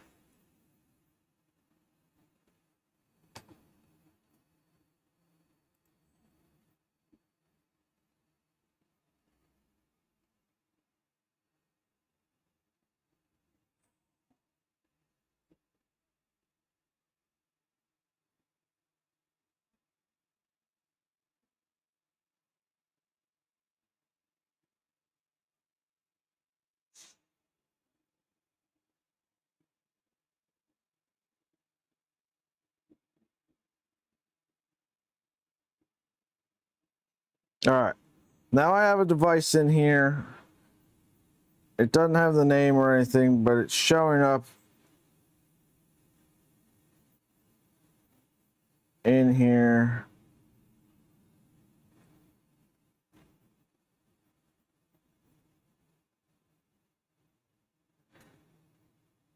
I don't know what it is, but it's a new device. So I'm assuming it's that. It just doesn't have an address or anything yet.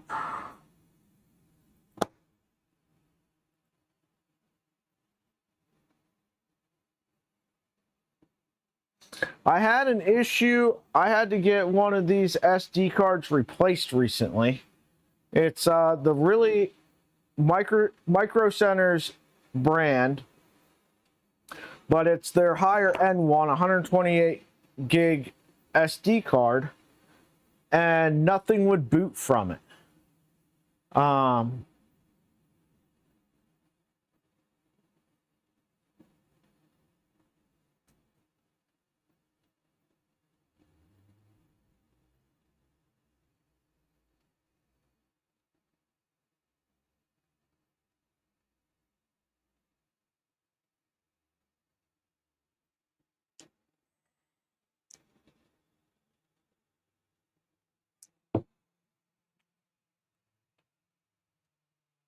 we'll give it some time to like do all of its formatting stuff and see if this. And it says it's plugged into the right thing. It says it's plugged into that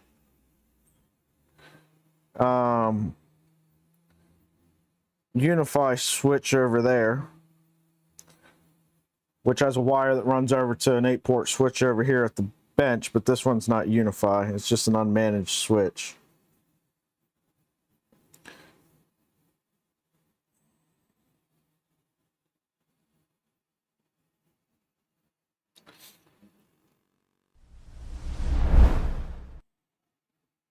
So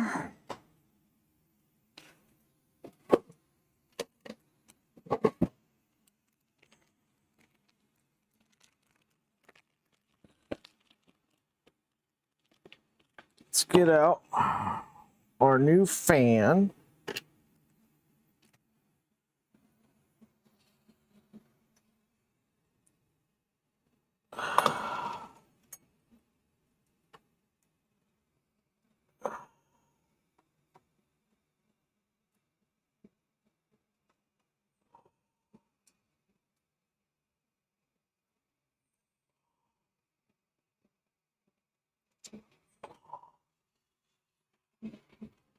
Get out our diffuser out of the old piece here.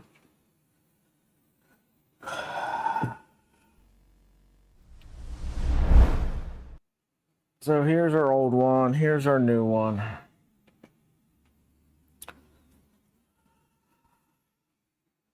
Just gonna pop our diffuser out of this one.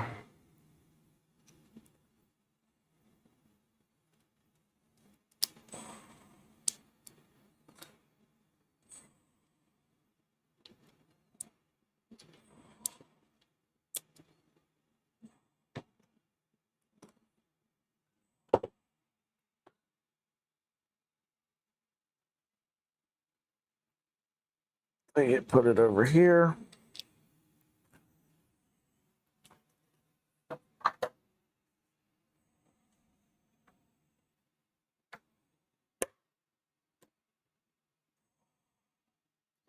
Yeah, was this 600 or 1,000 volts? This is our 1,000 volt screwdriver.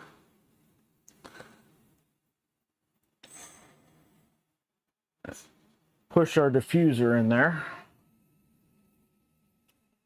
What are these ones? These ones are 1,000. And these ones are 1,000 too. For some reason I thought I had 600 volt screwdrivers floating around here somewhere. What are these ones? They're 1,000 too. You end up with a lot of insulated screwdrivers if you're doing electrical work. But I'm going to tell you the most awesome electrical screwdriver to have is this tip right here. It's like a flathead to a square. It's got like the Robinson square in the middle with the flathead. For all your electrical panel screws are normally dual. You can use a Robinson or you can use a flathead, and this one combines the two. It's fantastic. Like I said, if you do any electrical work, I highly recommend you pick up one of those.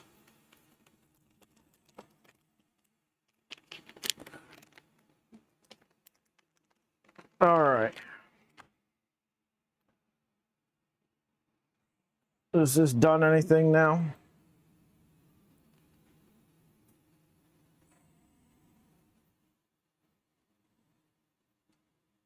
Yeah, it completely disconnected from the network. That's what it did.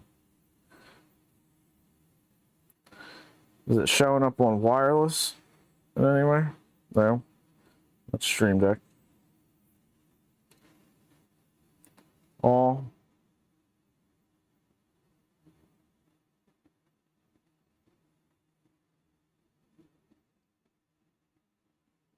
I got nothing. Nothing.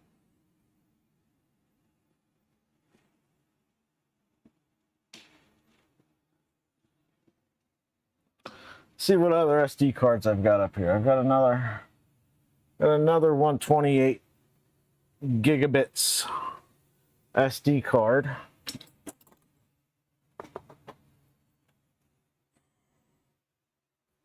Ooh. I obviously need to dust back there or something. Jesus.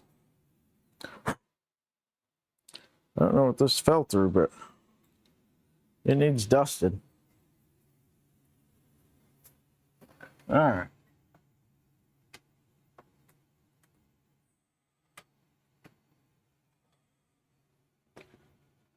Choose storage. Next. Edit settings.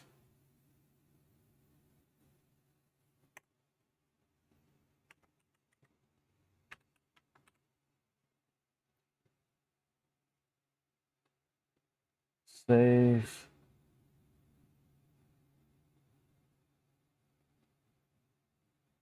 Yes. All right, we're going to try this again.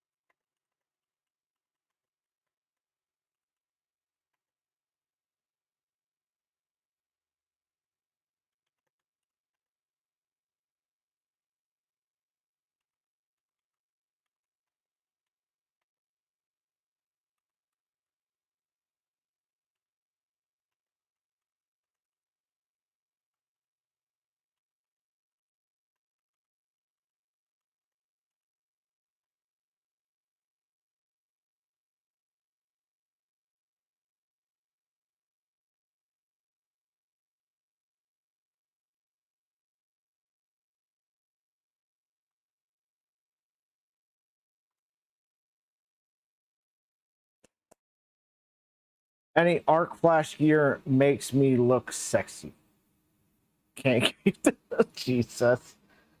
Loaded with insulated tools. Some of my chillers run on 1080.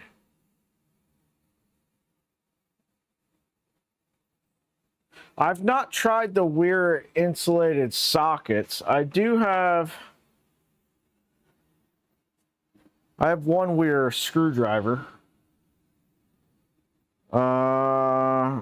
I never bought it, so there's a good chance I found it on a job.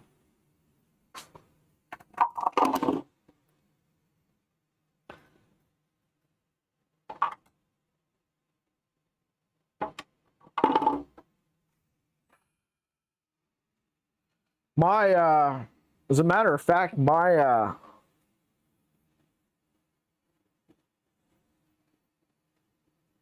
fluke meter, both of my fluke meters were left on jobs by other electricians at some point.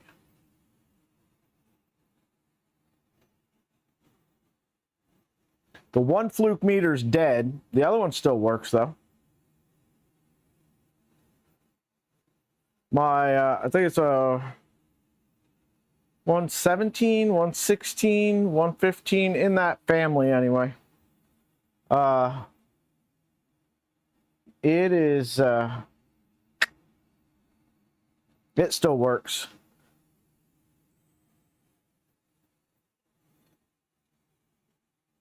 All right, so we're flashing away over here. We need to, we're going to need to shorten this to whatever length this fan is, or there's about. We'll give ourselves a little extra.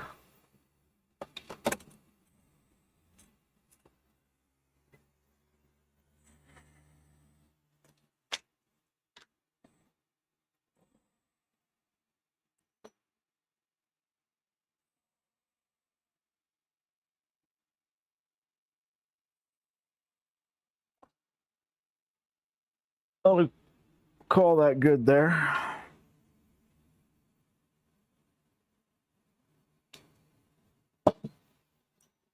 I tell you what, though, high voltage stuff can get scary. We were digging a hole for some plumbing stuff, and they had the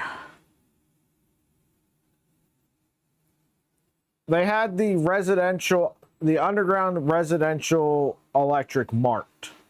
So all the houses and everything in this neighborhood were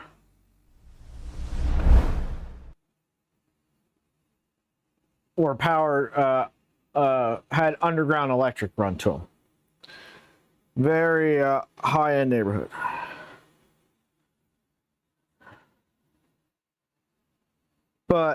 And we were digging to replace the main sewer line from the house out to the main sewer. Like I said, they had the residential line marked, but what they didn't mark was the 3-phase, like 10,000 volt line that ran through, for whatever reason. I don't know, it might not have been 10,000 volts. It was not residential, like step down to, 480 3-phase or anything like that. It was high voltage stuff. That freaking wire was like this big. We're digging, and it sounded like a motherfucking explosion went off. And the surface of the sun appeared. That backhoe bucket went through that. There was a hole in that backhoe bucket that was probably, I don't know, 12 to 16 inches around. Like, obviously not a hole, but cut into the freaking backhoe bucket. Just melted. And, yeah. Took the backhoe bucket right through that high voltage line.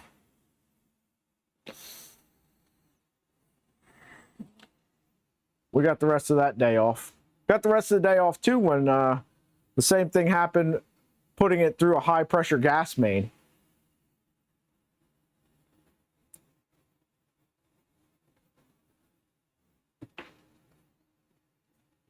That one was fun. One of the old timers on the gas company. This thing is just blowing gas. He's standing next to the pit, smoking a cigarette, looking down in the pit.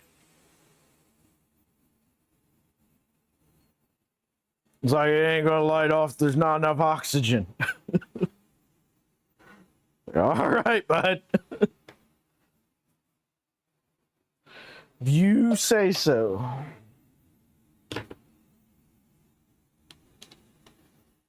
Where did I put that piece of wire at? There it is.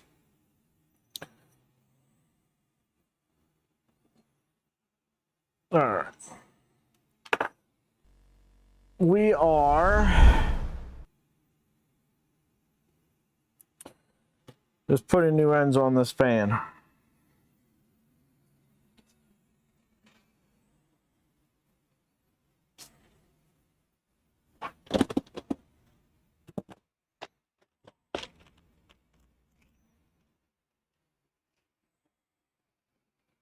There's some new crimps.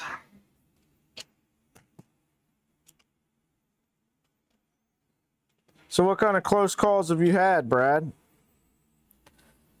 I don't know anybody that's doing electrical work for any length of time that doesn't have a good story or two.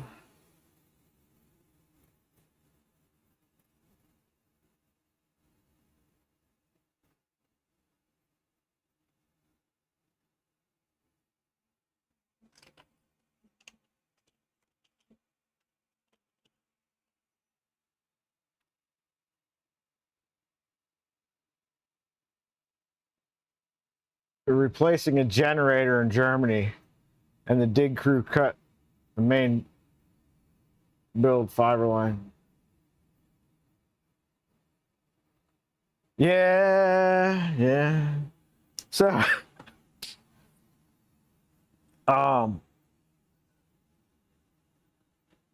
we lost.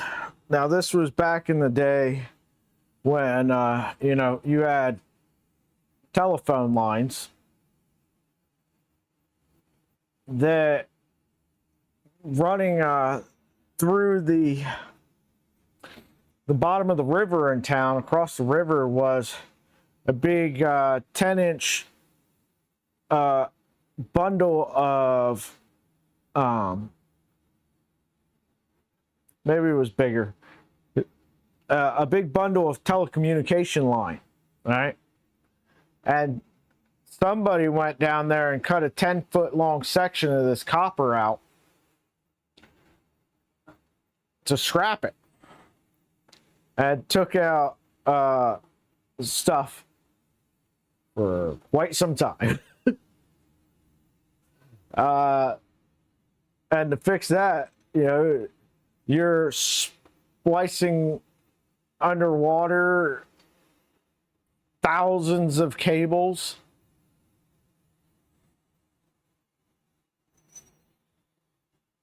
Where were you at in Germany, Luke?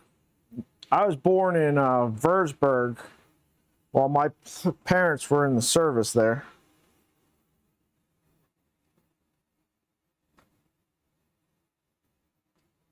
Lifts driving in the wires, yeah.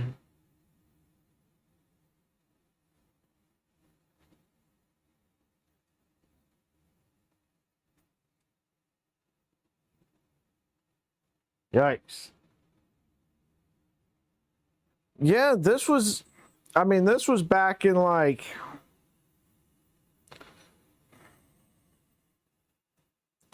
maybe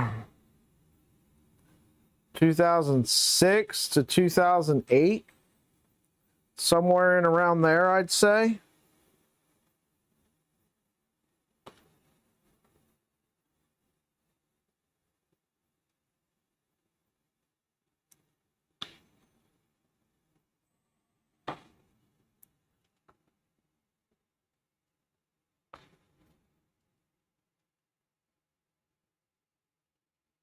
All right, Luke, good luck with the meeting. Try not to fall asleep.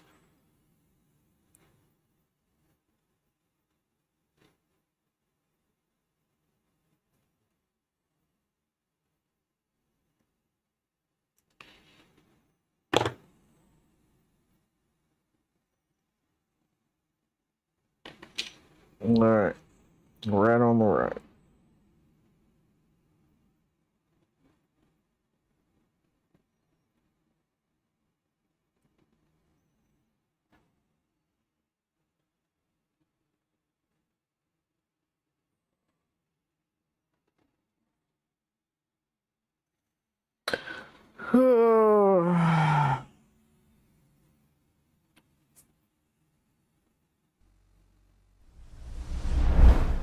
I'm just gonna go over here and plug this in.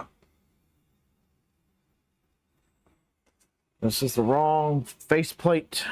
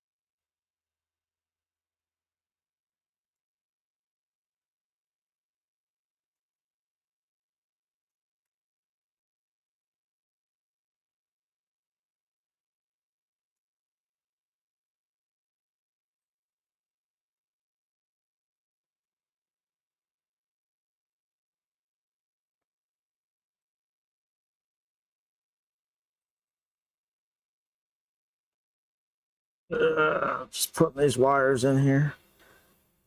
Shit. I forgot. Forgot something.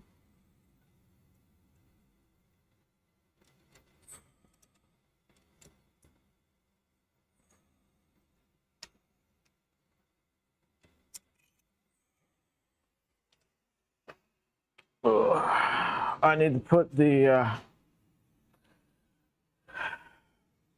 heat sets in the top of this where it comes across and cuts that.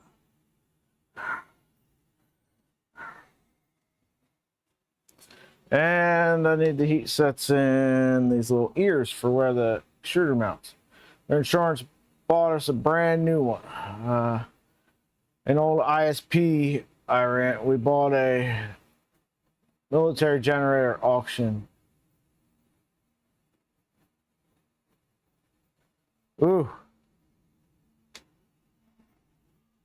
Yeah, I've always wanted to get like one of those old military generators and hook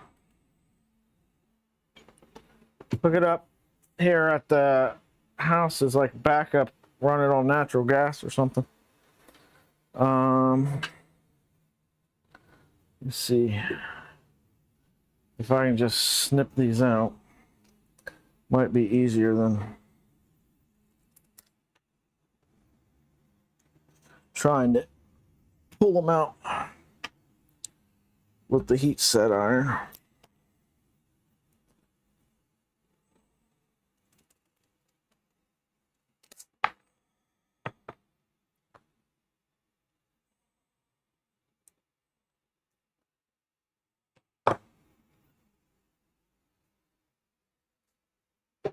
Worst was a panel cabinet door blew off and hit me, broke your collarbone.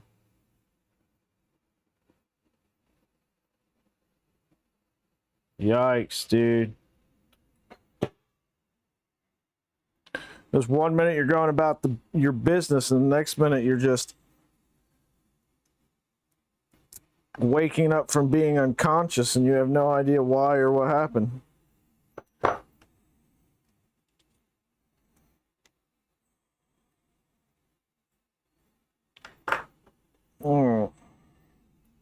There's the two that we need for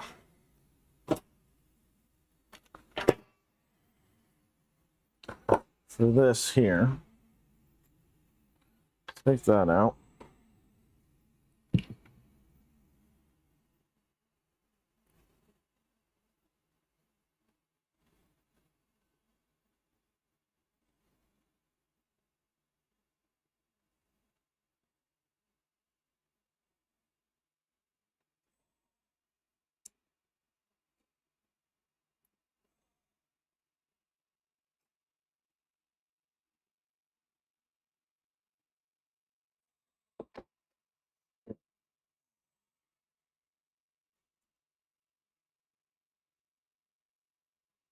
I didn't want to have to go through the hassle of grinding these down again and filing them like we did the other day.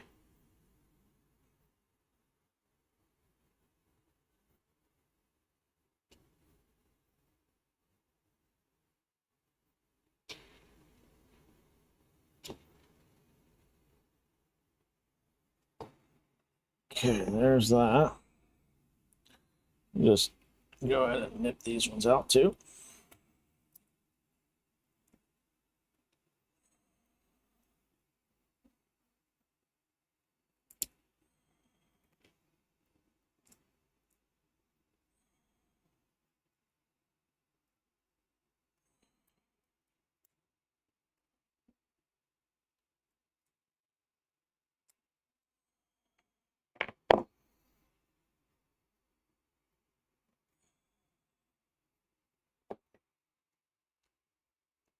One.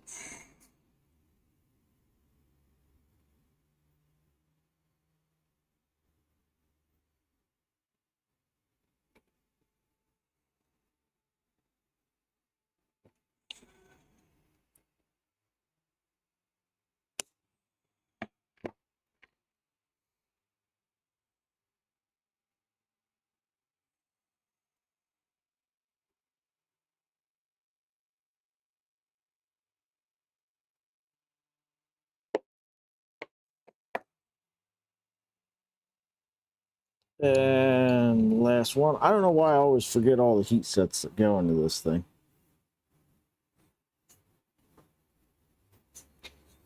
Almost every time I gotta take it back apart and put some heat set in this thing. All right, we got all the heat sets in there now.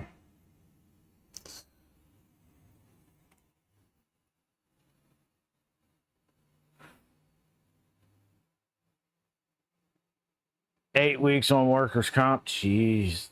Worst thing you ever did was fall off a 40-foot tower. Yikes.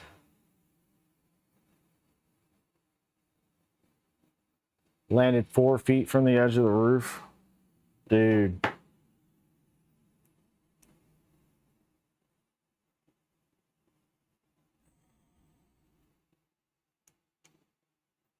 All right, this isn't quite flush.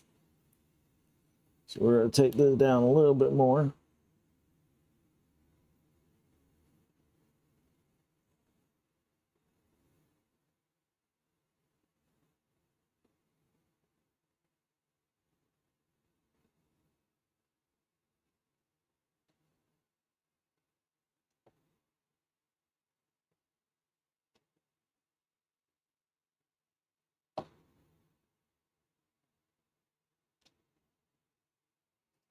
All right.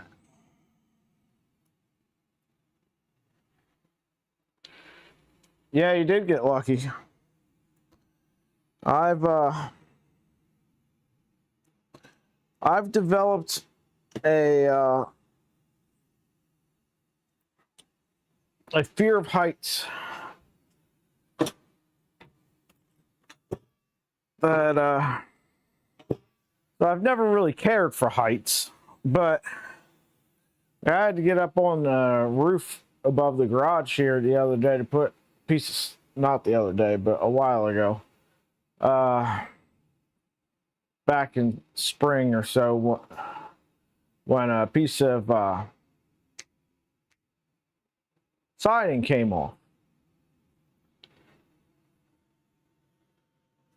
Oh, that's not good. My purge tower is disconnecting in the back again.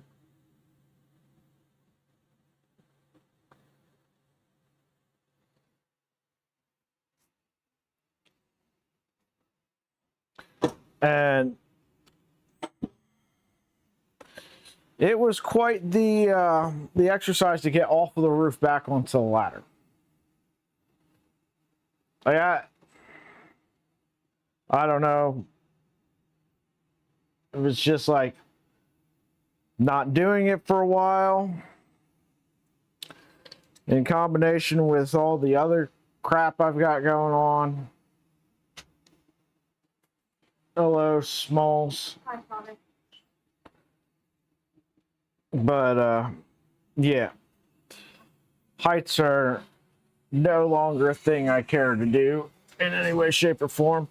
I don't mind climbing up the ladder so much as the transfer from the ladder to the roof and the roof back onto the ladder.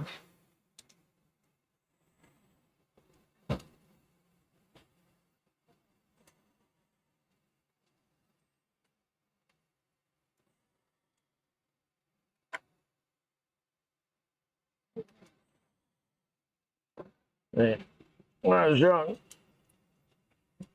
did some pretty stupid crap, but now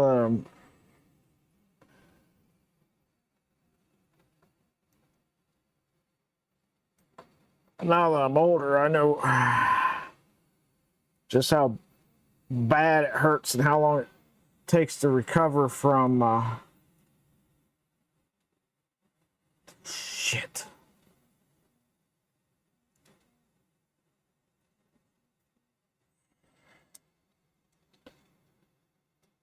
I pushed this heat set in the wrong direction.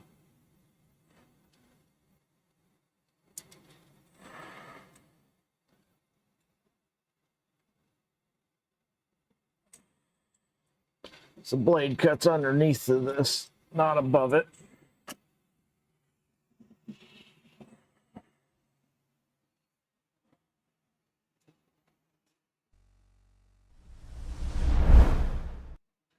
Hip surgery and 2 shoulder surgeries, work related. Jesus. Bicep tendonitis shit, endo, collarbone took out.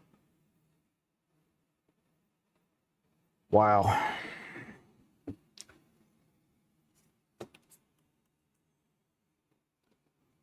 You guys are making me feel grateful to only have to have my neck fused. Jesus.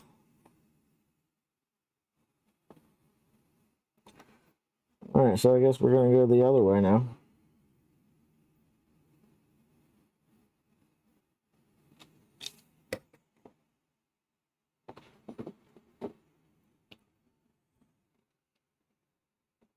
So the blade passes through there.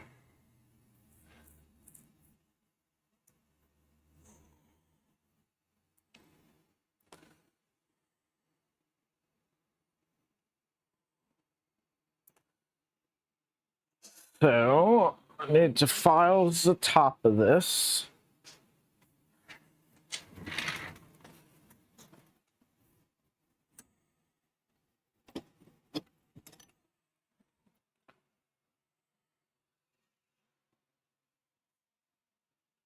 I'm just going to take and file down this heat set, because otherwise we're going to have a problem with the extruder not wanting to sit down all the way.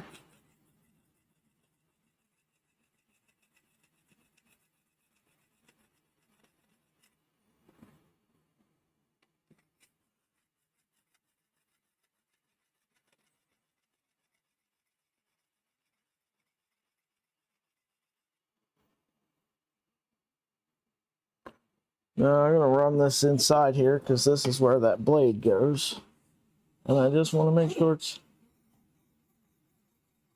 nice and smooth like.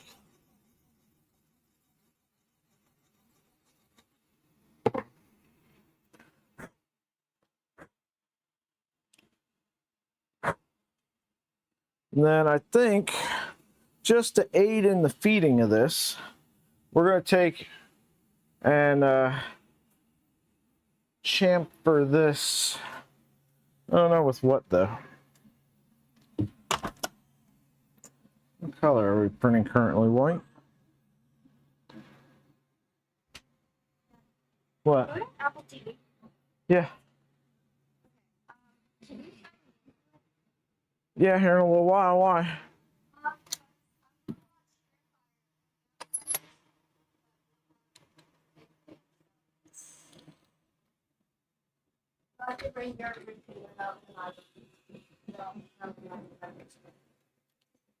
Well, you gotta find it.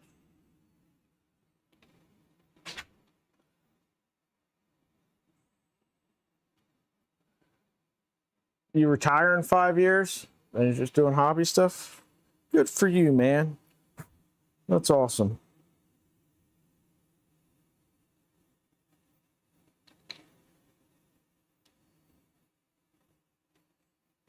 You take 3 surgeries over the next one? Yeah. All surgeries sound scary to me. So one of my biggest fears is dying in my sleep. Going to sleep and just never waking up terrifies the shit out of me. If I'm dying, I want to see it coming.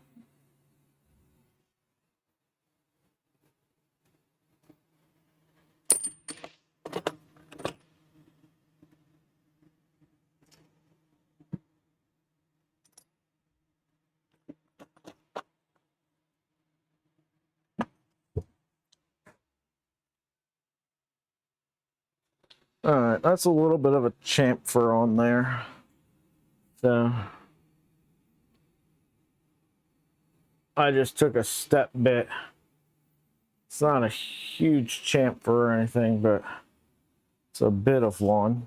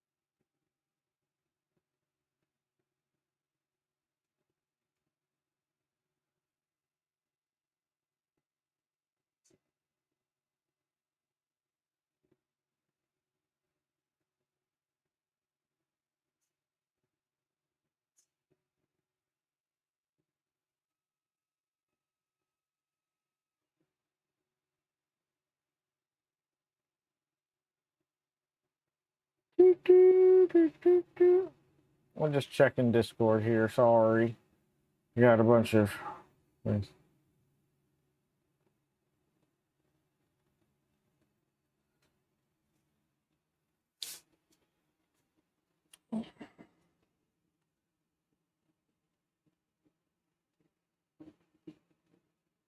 Yeah, I understand that too, Brad.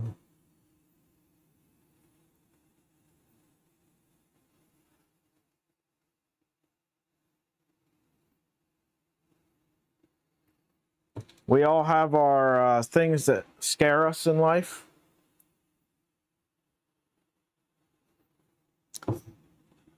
And everybody's different.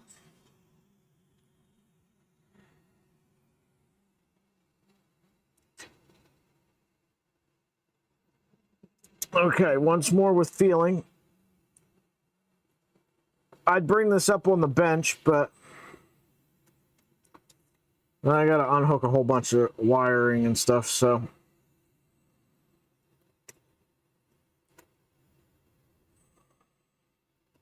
I'm just gonna do this all down here.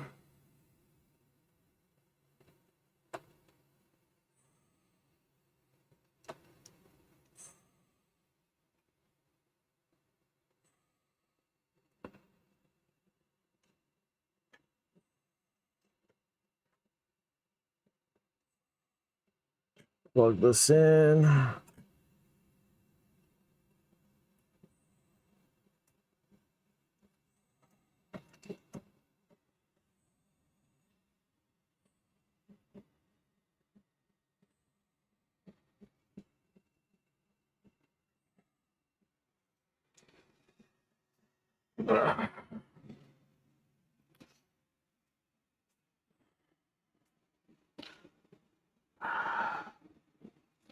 Oh yeah, we were, oh, been waiting for it to flash this, and it wanted my password this whole time.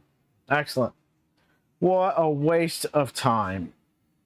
What a waste of time. All right, let's grab some tools.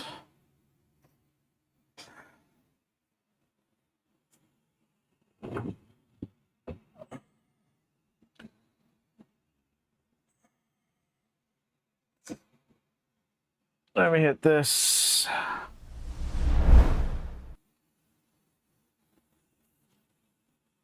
Here's what we're working on. Looks overexposed as hell.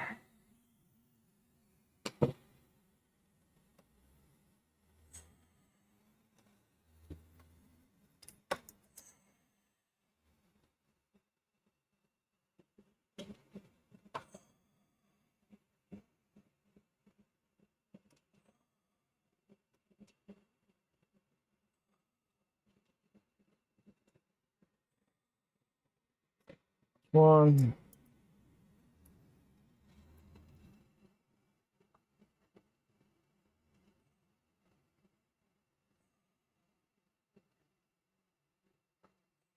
Two.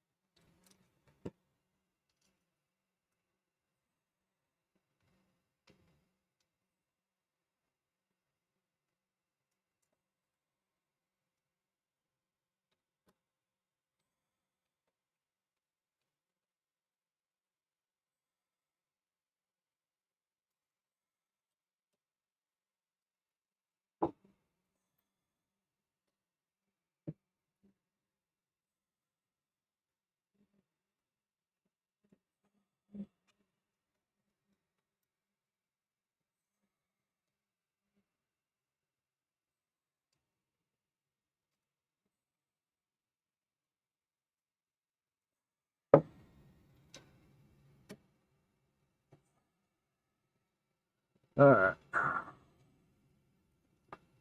Throw screw in here.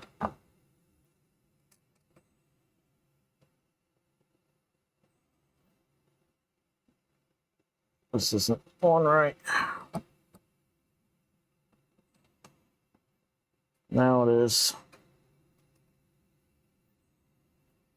I'm gonna power this on, and I want to see if these fans work.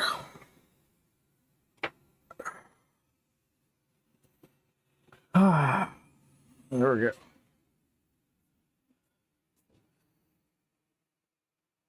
Hey man, how's it going? The building is not going great. I'm gonna be honest with you. So 24 volt power supply on this printer is no good. H36 tool head board over there is a piece of crap. And the Pi is not booting.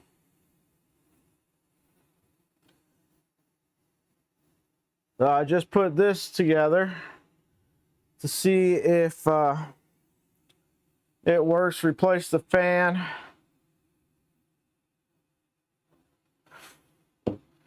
Because the fan was no good. Now we're gonna turn this temperature up to 200, not 2000, 200. And it's turning. Yay.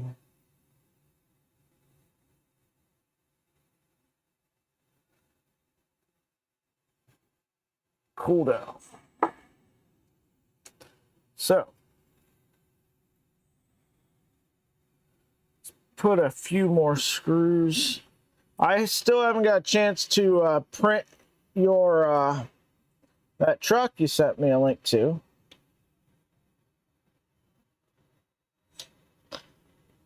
I plan on it. If you guys don't know, Freehaven Workshop is a designer and streamer over on Twitch.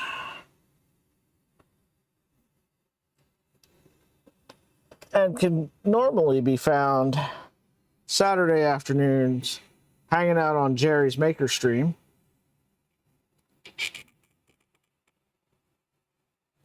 I'm trying to convince him to build a Nerf blaster. He wanted something that he didn't have to buy a hardware kit for, so I sent him links to Lidl Dynamics printables page where he could find something that the only thing he would need is elastic cord.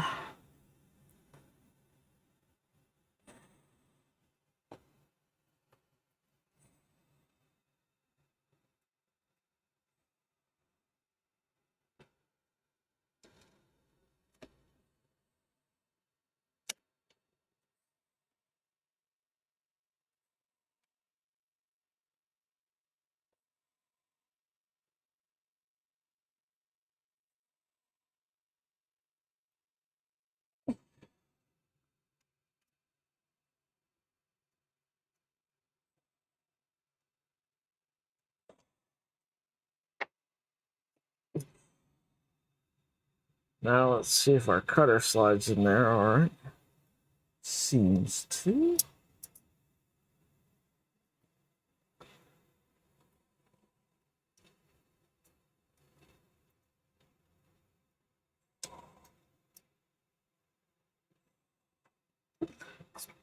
Get the spring in there.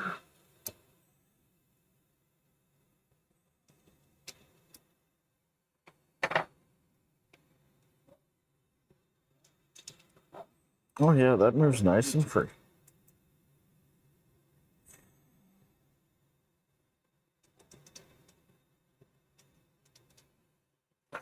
All right. And there we have it. One tool head put back together. GTR Dad, how's it going?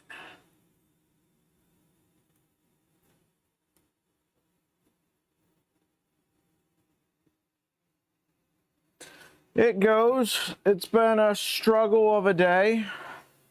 Yeah, it's been a real struggle of a day.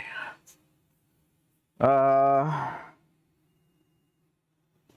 brand new power supply that was no good. We did get a fan replaced. Tool head board that doesn't want to work or works intermittently, which is arguably even worse. Nothing worse than not being able to trust your printer. You know, it's one thing to be like, you know, my printer's broken, I know I need to fix it. It's another thing to be like, I could push print on this, I just don't know if it'll finish. All right, so Martin, glad to see you're in chat again, because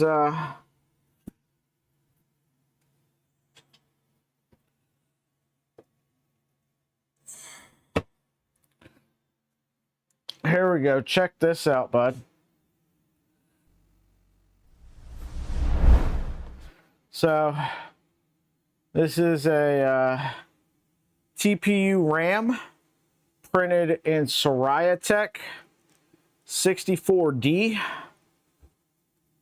It is a little flexible, but it is pretty stiff. I think that came out really well. And that's going to be indestructible.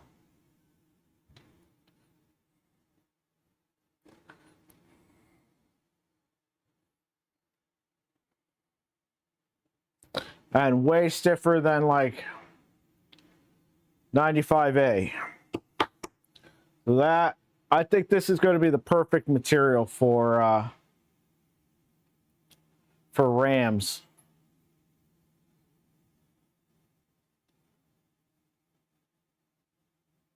Or potentially even like plungers as well.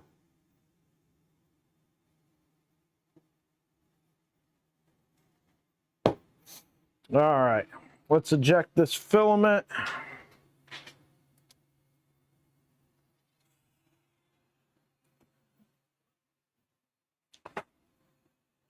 Our Hue Forge maker chips.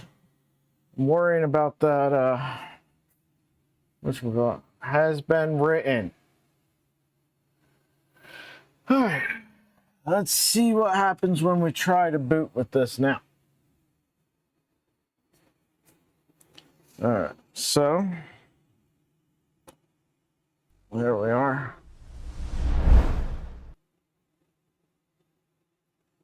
Bathroom plunger. I think I just go with the purchased version of that. Go ahead and take these out, since we already know I'm never going to be able to get that in there.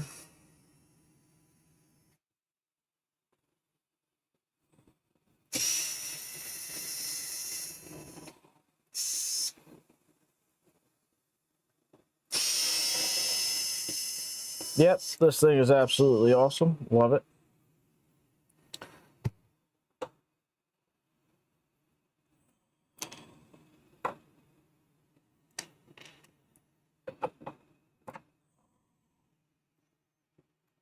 Same exact card.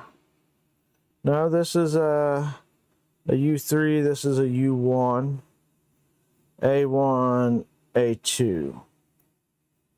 So slightly different card.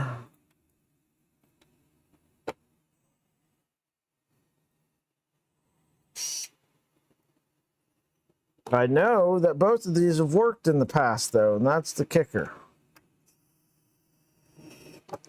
All right, I'm not even going to put these screws in all the way. I just don't want it to move and hit something and short out. But we'll turn that on. and see what she does.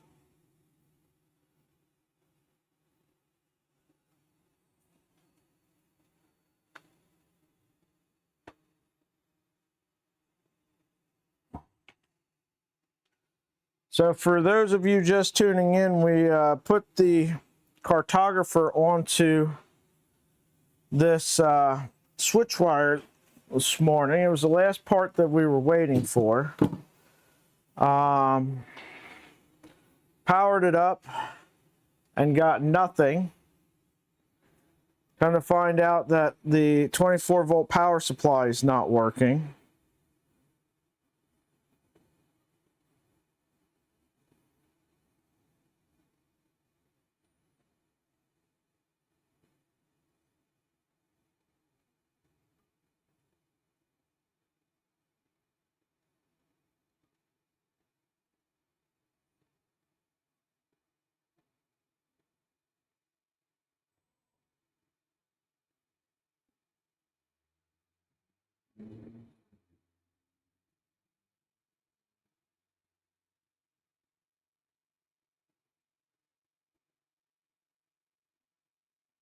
Hmm.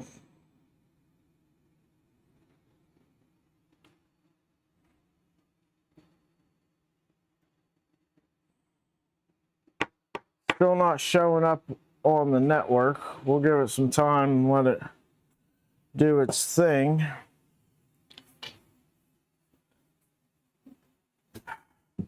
I'm running out of SD cards, folks. What do I got up here? We got a 32 gigabyte SanDisk.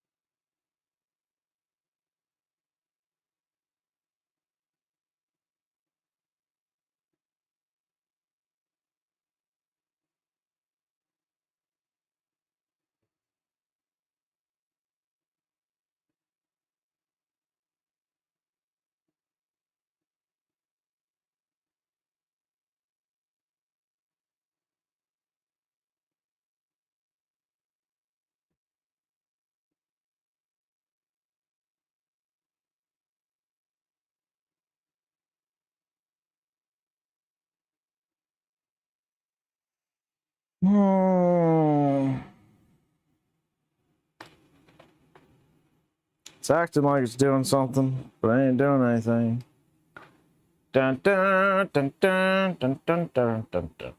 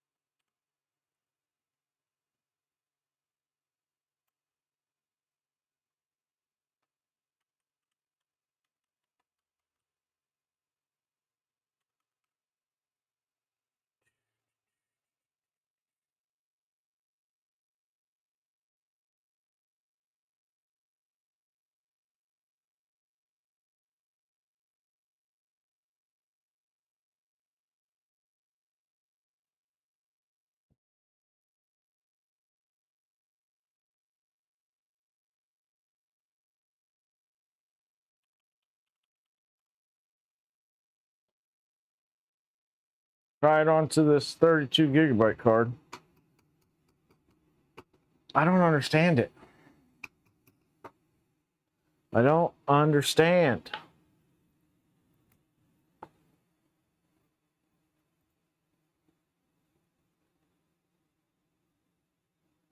Morning, Jeff. Welcome to the stream. Don't know why this is not connecting to anything.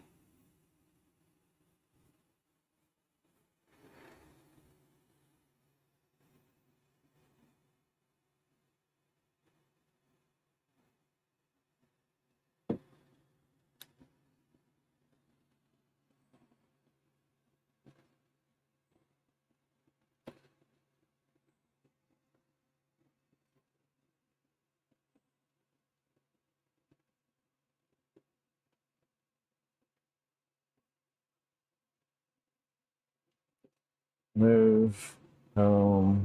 Come on.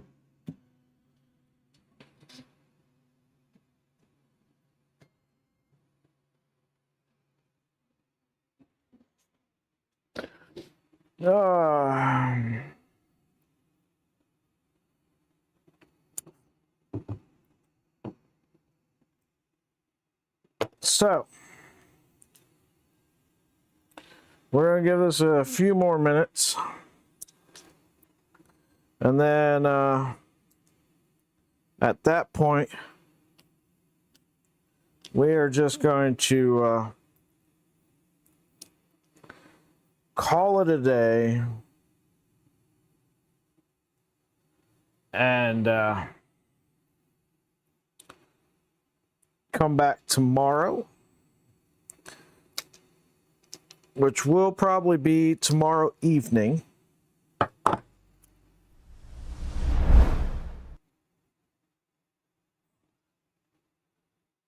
Ah, another Australian, Jeff Bradley.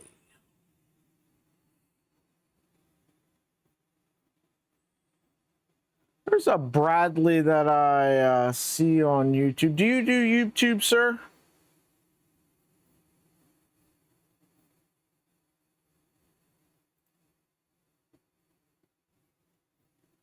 Go to channel.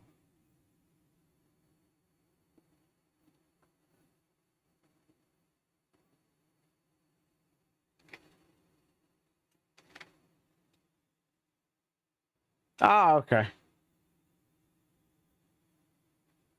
Name just sounded familiar for some reason. I watch a lot of different YouTubers. Some of them are less well known. So sometimes I run into people and don't even realize it. But glad you're here. I think that gives me 2 Aussies. This Down Under Maker shows up occasionally as well.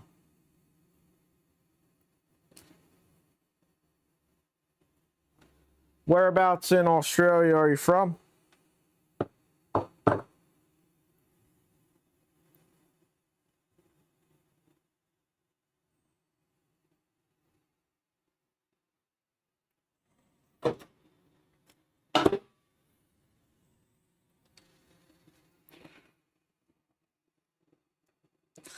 So I want to go over a couple quick things here before we call it a day. I should probably look at what I'm doing since I got snips in my hand. Since we've got some newer folks in chat, if you're not subscribed, hit the subscribe button. We are doing a celebration stream here in less than a month now. Victoria, down south. Okay. So are you close to coastline? Because, man, you guys got some beautiful coastlines down there. But November 22nd, we'll be doing a marathon stream building an Ender 3 NG, which is a Core XY conversion of an Ender 3. We will be doing that from start to finish. Won't be stopping until we get a benchy off of the thing. During that stream, we're going to have some cool, fun things to give away. We're going to have some community members and other content creators drop in via Discord call and in person here in the garage. So that's going to be awesome. A lot of fun.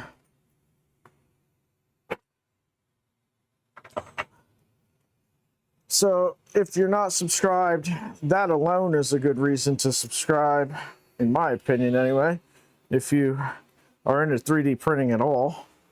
About 20 minutes from the... Nice.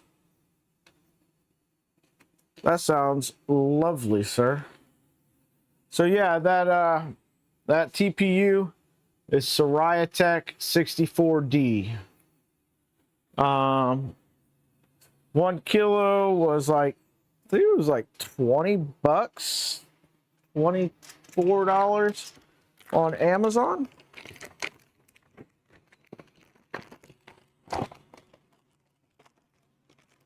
So really good price for it too.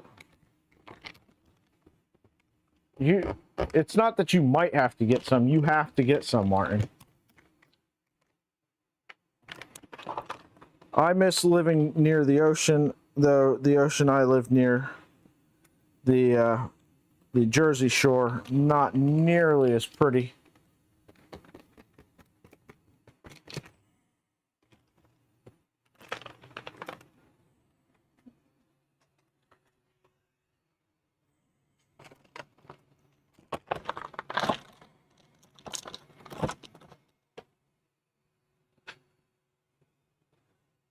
Turn the filament dryer off.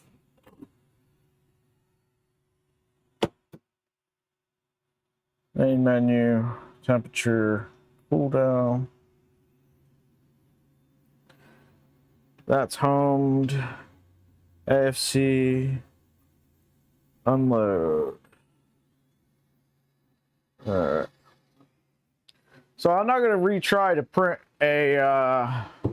this print again until I get that new EBB 36 board, I suppose.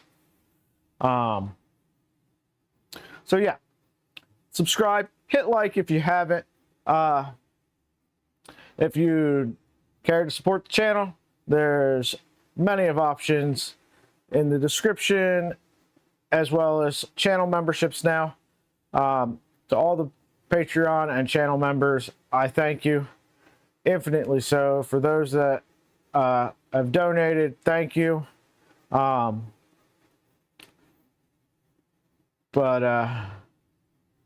Smash that like button. Yeah, that's right.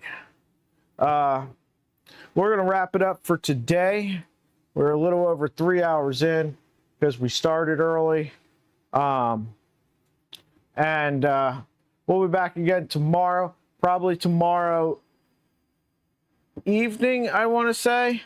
It's probably going to be evening time, because I think tomorrow some family's coming over in the afternoon, so it's probably going to be like night. Probably going to be a late stream. But by then, I should have a power supply. Maybe I'll have a printer that connects to something. Who knows? Hopefully, fingers crossed. Anyway, have a good one, y'all. We'll see you tomorrow.